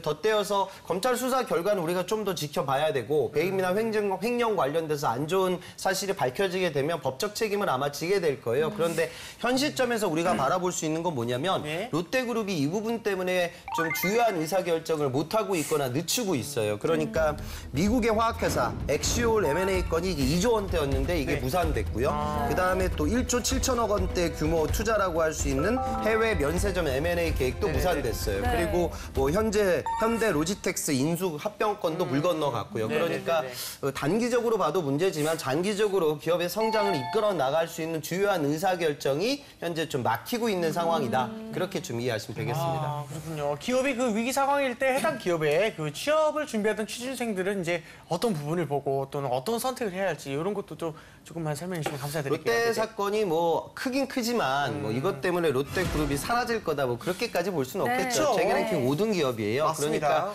면접장에 가게 되면 또 여러분들 그런 질문들을 또 받게 돼요. 그러니까 우리 뭐 그룹 총수님께서 뭐 기업 인지도가 상당히 안 좋아진 상황인데 본인도 그런 신문 기사 같은 걸 봤을 텐데 네네. 뭘 느꼈습니까? 뭐 이런 질문들을 받게 돼요. 네네. 근데 또 거기 면접장 가가지고 아 이건 검찰에서 지금 뭐 다른 사건들을 무마하기 위한 카드라고 생각합니다. 네. 뭐 그렇게 얘기하는 호사가들도 있지만 그렇게 얘기할 수는 없겠죠. 그러니까 지금 뭐 우리나라 대기업들이 다 그렇잖아요. 모두 다 성장통을 겪어요. 그러니까 다시 롯데가 좀 투명한 경영 체제를 유지하고 글로벌 시장에 나아가고 또 대한민국 국민들에게 새롭게 신망을 얻을 수 있는 변곡점의 사건 그런 성장통이라고 여러분들이 이해하셨으면 좋겠어요. 그래서 그 위기를 극복할 수 있는 모습들이나 전략, 방안 이런 부분들을 좀 생각을 하셨으면 좋겠지 너무 무의미하게 기업의 편을 들게 되면 또 여러분들이 우리 룰은 지켜줘야 되잖아요. 그죠? 그런 관점에서 이해를 하셨으면 좋겠습니다. 네, 알겠습니다. 네, 이번에는 학생들의 궁금증을 들어보겠습니다. 영상 보시죠. 신라호텔이 삼성 계열사잖아요. 그러다 보니까 삼성의 보통 다른 계열사처럼 그런 기업 분위기는 같은지 뭐 그런 게 약간 저는 궁금합니다. 기업 분위기. 굉장히 김상국 씨 같으세요. 그것처럼. 연봉이 어떻게 되시는지 궁금합니다. 호텔 기업에 대한 취업을 생각해 본 적이 없는데 근데 취업을 하면 어떤 일을 하게 되는지 궁금합니다. 요즘 중국인 관광객들이 많은데 그런 관광객들을 유치하기 위해서 어떤 노력을 하고 있는지 궁금합니다. 호텔 취업하는 데는 당연히 호텔 관광학과가 더 유리한가요? 그렇죠. 유리할 수 있죠. 예. 네, 학생들의 궁금증 들어봤습니다. 소영 학생 어떤 질문들 있었죠? 네, 아무래도 삼성에 관한 질문이 또 나왔는데요. 뭐 다른 삼성 일반 계열사랑 뭐 분위기가 비슷한지 사내 분위기가 어떤지 그걸 궁금해하더라고요. 그렇군요. 어떤가요? 그러니까 뭐 삼성이라는 그룹 내부적으로 들어오니까 같은 인재상을 추구하고 선호하겠죠. 그런데 업의 차이점이라고 보시면 될 것 같아요. 그러니까 전자산업이 메인인 다른 계열사들 대비 그러니까 지금 호텔신라 같은 경우에는 면세 유통 산업을 진행을 하고 있겠죠. 그리고 호텔직군 같은 경우에는 서비스직을 또 뽑아요. 그러다 보니까 다른 산업들보다는 좀 메모리를 판매하는 영업사원들의 고객은 최종 소비자는 아니에요. 애플의 구매 담당자인데 이제 호텔에서 업무를 진행하게다 보면 정말 소비자들 응대하는 상황들도 아마 일부 펼쳐질 거예요. 그래서 좀 친절한 서비스 마인드를 더 많이 좀 원한다 이런 생각 가졌으면 좋겠고요. 방송 보는 분들이 좀 오해는 하지 말았으면 좋겠어요. 그러니까 호텔신라하고 삼성전자의 매출 차이는 어마어마하거든요. 호텔신라를 쓰는 친구들은 어떤 생각을 해야 되냐. 계열사를 선정하는 그 과정에 있어서 내가 주력 산업이 아까 90% 뭐라고 했어요? 면세예요. 그러니까 면세 유통 관련돼서 나의 명확한 무언가 경험이 있어. 그리고 내가 중국어가 돼야겠죠. 아무래도 다 유커들이니까. 그런 상황이라고 하면 호텔신라가 나한테 맞지 않을까? 이런 생각을 해봐야 돼. 그런데 그게 아니라 나는 원래 호텔이 좋고 또 신라가 좋더라. 뭐 이런 식의 이상한 생각을 하게 되면 되게 슬퍼질 거예요. 그러니까 판을 좀 정확히 이해하셔야 됩니다. 그냥 호텔 기업 들어간다고 호텔리어 될 생각만 하고 그냥 쓰면 안 된다는 말이죠. 그러니까 아까 백수 씨가 뭐 나는 호텔에서 영영 살고 싶다. 호텔에서 살고 살만한 돈 있는 사람들은 취업을 안 해요. 그러니까 지금 그런 관점을 좀 바꿔야 됩니다. 제가 그래서 미리 취업을 안 한 거예요. 그렇군요. 그런 성공 지명이. 그렇죠. 취업을 해서는 어렵겠더라고요. 대신 평생 호텔에서 살 수 없는 소리를 쏟는 아쉽네요. 알겠습니다. 자, 1차원적인 발상에서 벗어나서 면세 유통에 대한 관심이 있고 또 어학 능력에 좀 실력이 있어야 할 것 같습니다. 이러니 호텔 가지. 이런 분이 호텔 가지. 자, 그럼 2차원적으로 서영 학생 질문 한번 해볼까요? 1차원적이지 않게. 굉장히 1차원적인 질문이긴 한데요. 어떤 직종들이 있는지 그리고 뭘 가장 많이 뽑는지 그걸 궁금해하더라고요. 1차원적인가요? 그러니까 통상적으로 좀 최근 채용을 보면 여기 건축공학 했던 친구들도 지원할 수가 있어요. 왜냐하면 이제 이거는 이제 건축공학이라기보다 건축학이 될 개고 인테리어 관련된 부분이 워낙에 중요하니까요. 그건 조경도 좀 일부 들어오겠죠. 그 다음에 또 호텔 같은 경우에는 서비스직 채용이 있고 면세 유통이니까 일반적인 유통 채용도 있고요. 생활 레저 사업부에서도 영업 업무에 대한 채용이 있어요. 그래서 다른 기업들과 뭐 그다지 큰 차이가 좀 있진 않다. 90%는 사실은 유통기업이다. 그런데 면세 유통기업이란 중화 고객들 대상으로 특화되어 있는 온오프라인의 유통 채널을 건드리고 있는 회사다. 나머지 10% 정도가 호텔이다. 이렇게 생각하면 좀 눈이 좀 쉽게 펴질 것 같습니다. 알겠습니다. 네, 홍쌤, 두 기업의 채용은 어떻게 진행이 되나요? 채용은 이제 아까 말씀드렸던 면세 관련된 채용이 이루어지고 롯데도 그렇고 삼성도 그렇고 계열사를 선정을 해야 되니까 여러분들 계열사 선정할 때 고민을 좀 해봐야 돼요. 특히나 오히려 이렇게 보시면 돼요. 신라 호텔 신라를 쓰는 친구들은 이제 어떤 계열사들을 두고 경쟁을 좀 고민을 하냐면 삼성물산을 좀 생각을 해요. 그러니까 중국어를 하는 친구들이 좀 호텔 신라를 선호하는 경향이 있으니까 여긴 또 상사 비즈니스 하고 있고요. 또 삼성전자 영업 마케팅도 쓸 수 있어요. 이런 고민을 하게 되고 롯데 같은 경우에는 주로 아이들이 고민하는 게 백화점을 쓸 거냐 마트를 쓸 거냐 이런 고민들을 하고 그다음에 롯데 호텔이 차지하는 비중이 그다지 크진 않아요. 근데 롯데 백화점과 롯데 마트는 어떻습니까? 내수 영업이죠. 그러니까 뭐 장교 이력이 있거나 국내에서 아르바이트 경험이 많은 친구들이 여기를 두드리고 그다음에 글로벌 이력이 강한 친구들이라고 하면 호텔 롯데를 생각할 수 있겠죠. 근데 이 친구들도 생각해야 되는 건 뭐냐면 롯데를 이끌어가는 주력 회사는 압도적으로 롯데 쇼핑입니다. 그다음에 이제 두 번째가 롯데 케미칼이거든요. 화학회사. 그럼 또 화학도 두드릴 수 있을 거예요. 그러니까 단순히 호텔에 대한 선호도로 보지 말고 공고가 열렸을 때 과연 내가 삼성물산의 트레이더로 거듭날 거냐, 삼성전자의 B2B 해영업으로 거듭날 거냐, 아니면 호텔신라에서 호텔리어가 될 거냐 이 고민. 그 롯데도 마찬가지죠. 그러니까 롯데 호텔을 쓸 거냐, 롯데 케미칼에서 이런 원자재를 트레이딩하는 B2B 기술 영업 사원이 될 거냐, 뭐 이런 식의 고민을 채용 단계에서는 해야 돼요. 근데 이 고민은 되게 중요한 고민이고요. 그 당시 때 뜨는 채용 규모라든가 이런 것들도 좀 알아보셔야 돼요. 그래서 여러분들이 9월 시즌 오픈되게 되면 캠퍼스 리크루팅 같은 행사들이 많이 펼쳐져요. 그래서 그런 부분들을 통해서 발품을 팔며 부가적인 정보를 알기 위한 노력을 진행하면 좀 보탬이 될 것 같고요. 또 방송 보는 분들 중에 초대졸 분들도 분명히 계실 텐데 이번에 삼성이 초대졸 채용이 굉장히 줄어들었어요. 계열사들이 많이 안 뽑았는데 이제 호텔신라 쪽은 항상 채용이 있거든요. 그래서 장충 매장에 가보면 또 거기 있는 판매하는 직원들도 있고요. 그래서 그런 부분들을 좀 생각을 좀 해서 폭넓게 지원하셨으면 좋겠습니다. 네, 알겠습니다. 네, 또 이외에도 두 기업에 대한 한간의 소문 우리 카더라 알아봐야겠죠. 백수영. 네, 두 호텔 기업에 대한 카더라 오늘도 아주 예리하게 준비를 좀 해봤습니다. 예리하게. 네. 첫 번째로요. 네.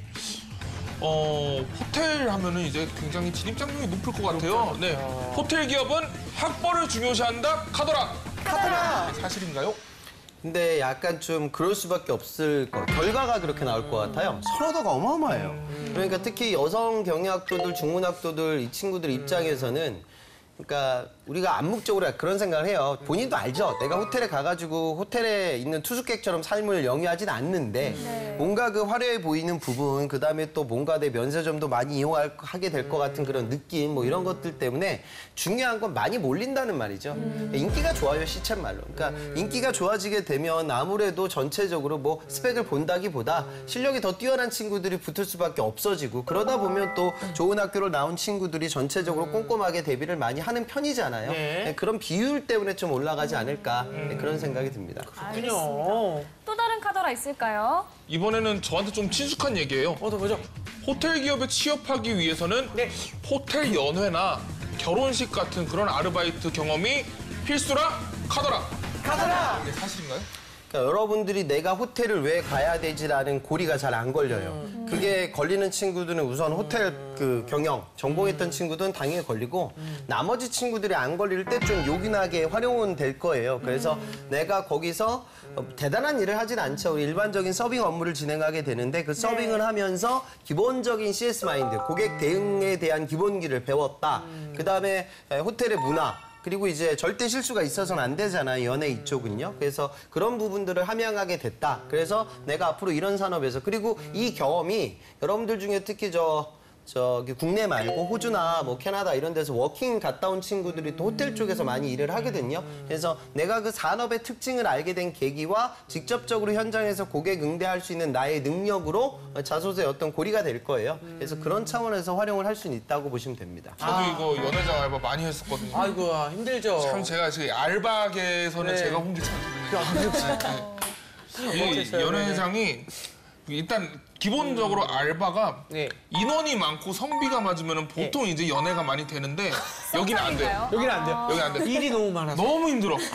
제일 힘들어요, 제일. 세상에. 근데 이 장점은 뭐냐면은 주로 일당을 주거나 주급을 줘요. 일당을 주거나 주급을 줘요. 그래서 약간 급할 때 가면 좋고 그리고 또 이번 주에 일하고 다음 주에 안 해도 되고 이거 그때 스케줄 따로 짜가지고 그래서 이제 약간 이제 주변에 음악하는 친구들이 많이 하고 그랬어요. 저 음악기 참 속상하지만 어려운 직업 중에 하나예요. 음악 한다는 게. 그래서 드리고 싶은 말씀은 급할 때 한번 해볼 만한 아르바이트다. 그래서 사실 저도 한번 해봤거든요. 예. 근데 이게 3시간 동안 진짜로요? 네, 한번 해봤어요. 근데 너무 힘들어서 3시간 만에 못하겠다고 하고 사실 그냥 나왔어요. 아, 그럼 돈 안 주는데 그러면? 네, 중간에 그만두는 친구들이 많은데 그만둬서 안 좋은 점은 돈 못 받는 것도 서럽지만 이 알바의 제일 꿀은 어쨌거나 끝나고 뷔페를 먹는다는 거거든요. 끝까지 그냥 뷔페를 먹을 수 있다는 거. 이게 뷔페 먹어요. 이 뷔페가 내 일당 정도 하거든요, 이게. 이거 먹고 나와야 돼. 이거는 악착같이 먹어야 돼. 한 2시간만 더 참았으면 괜찮았는데 제가 너무 힘들어서 그냥 나왔거든요. 자취하는 애들 이제 어차피 연애 다 끝나고 먹는 거니까 좀 싸가도 뭐라 안 해요. 우와. 그렇지. 자취하면 그게 꿀팁이네요, 진짜. 네, 지금까지 호텔 신라와 호텔 롯데에 대해서 이야기 나눠봤는데요. 두 기업 중 어떤 기업이 학생들의 취향인지 한번 알아볼까요? 네. 저는 고르라 그러는 롯데 호텔을 고를 것 같아요, 이번에는.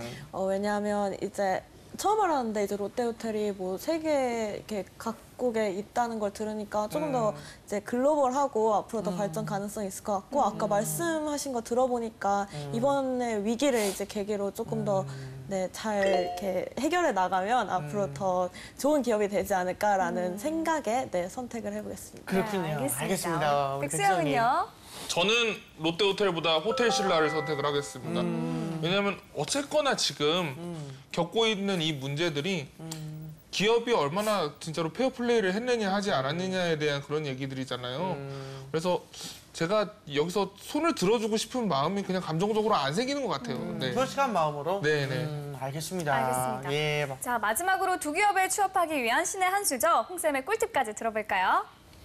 그러니까 취업은 전략이거든요. 그래서 삼성그룹 취업에 있어서 GSAT이라는 인적성 시험이 차지하는 비중이 굉장히 크고 롯데도 물론 적성을 보지만 그 면접과 같이 이루어지는 경우가 많기 때문에 여러분들한테 그렇게 큰 비중을 차지하진 않아요. 그러니까 같이 쓸 거예요. 만약 호텔을 꿈꾸는 친구들이 뭐 우리가 얘기한 이 두 호텔만 쓰겠어요? 조선도 쓰고 파라다이스도 쓰고 다 쓰겠죠. 근데 쓸 때 여러분들 전략적인 선택을 진행해야 된다. 그걸 이해하셨으면 좋겠고요. 호텔에만 매몰되진 않았으면 좋겠습니다. 그러기에는 채용 규모가 그다지 많진 않아요. 그래서 여러분들 산업을 좀 넓게 보는 안목 정도는 이해하셨으면 좋겠습니다. 네, 알겠습니다. 네네. 오늘의 취향 저격은 여기까지 하고요. 저희는 다음 시간에 다시 찾아뵙겠습니다. 감사합니다.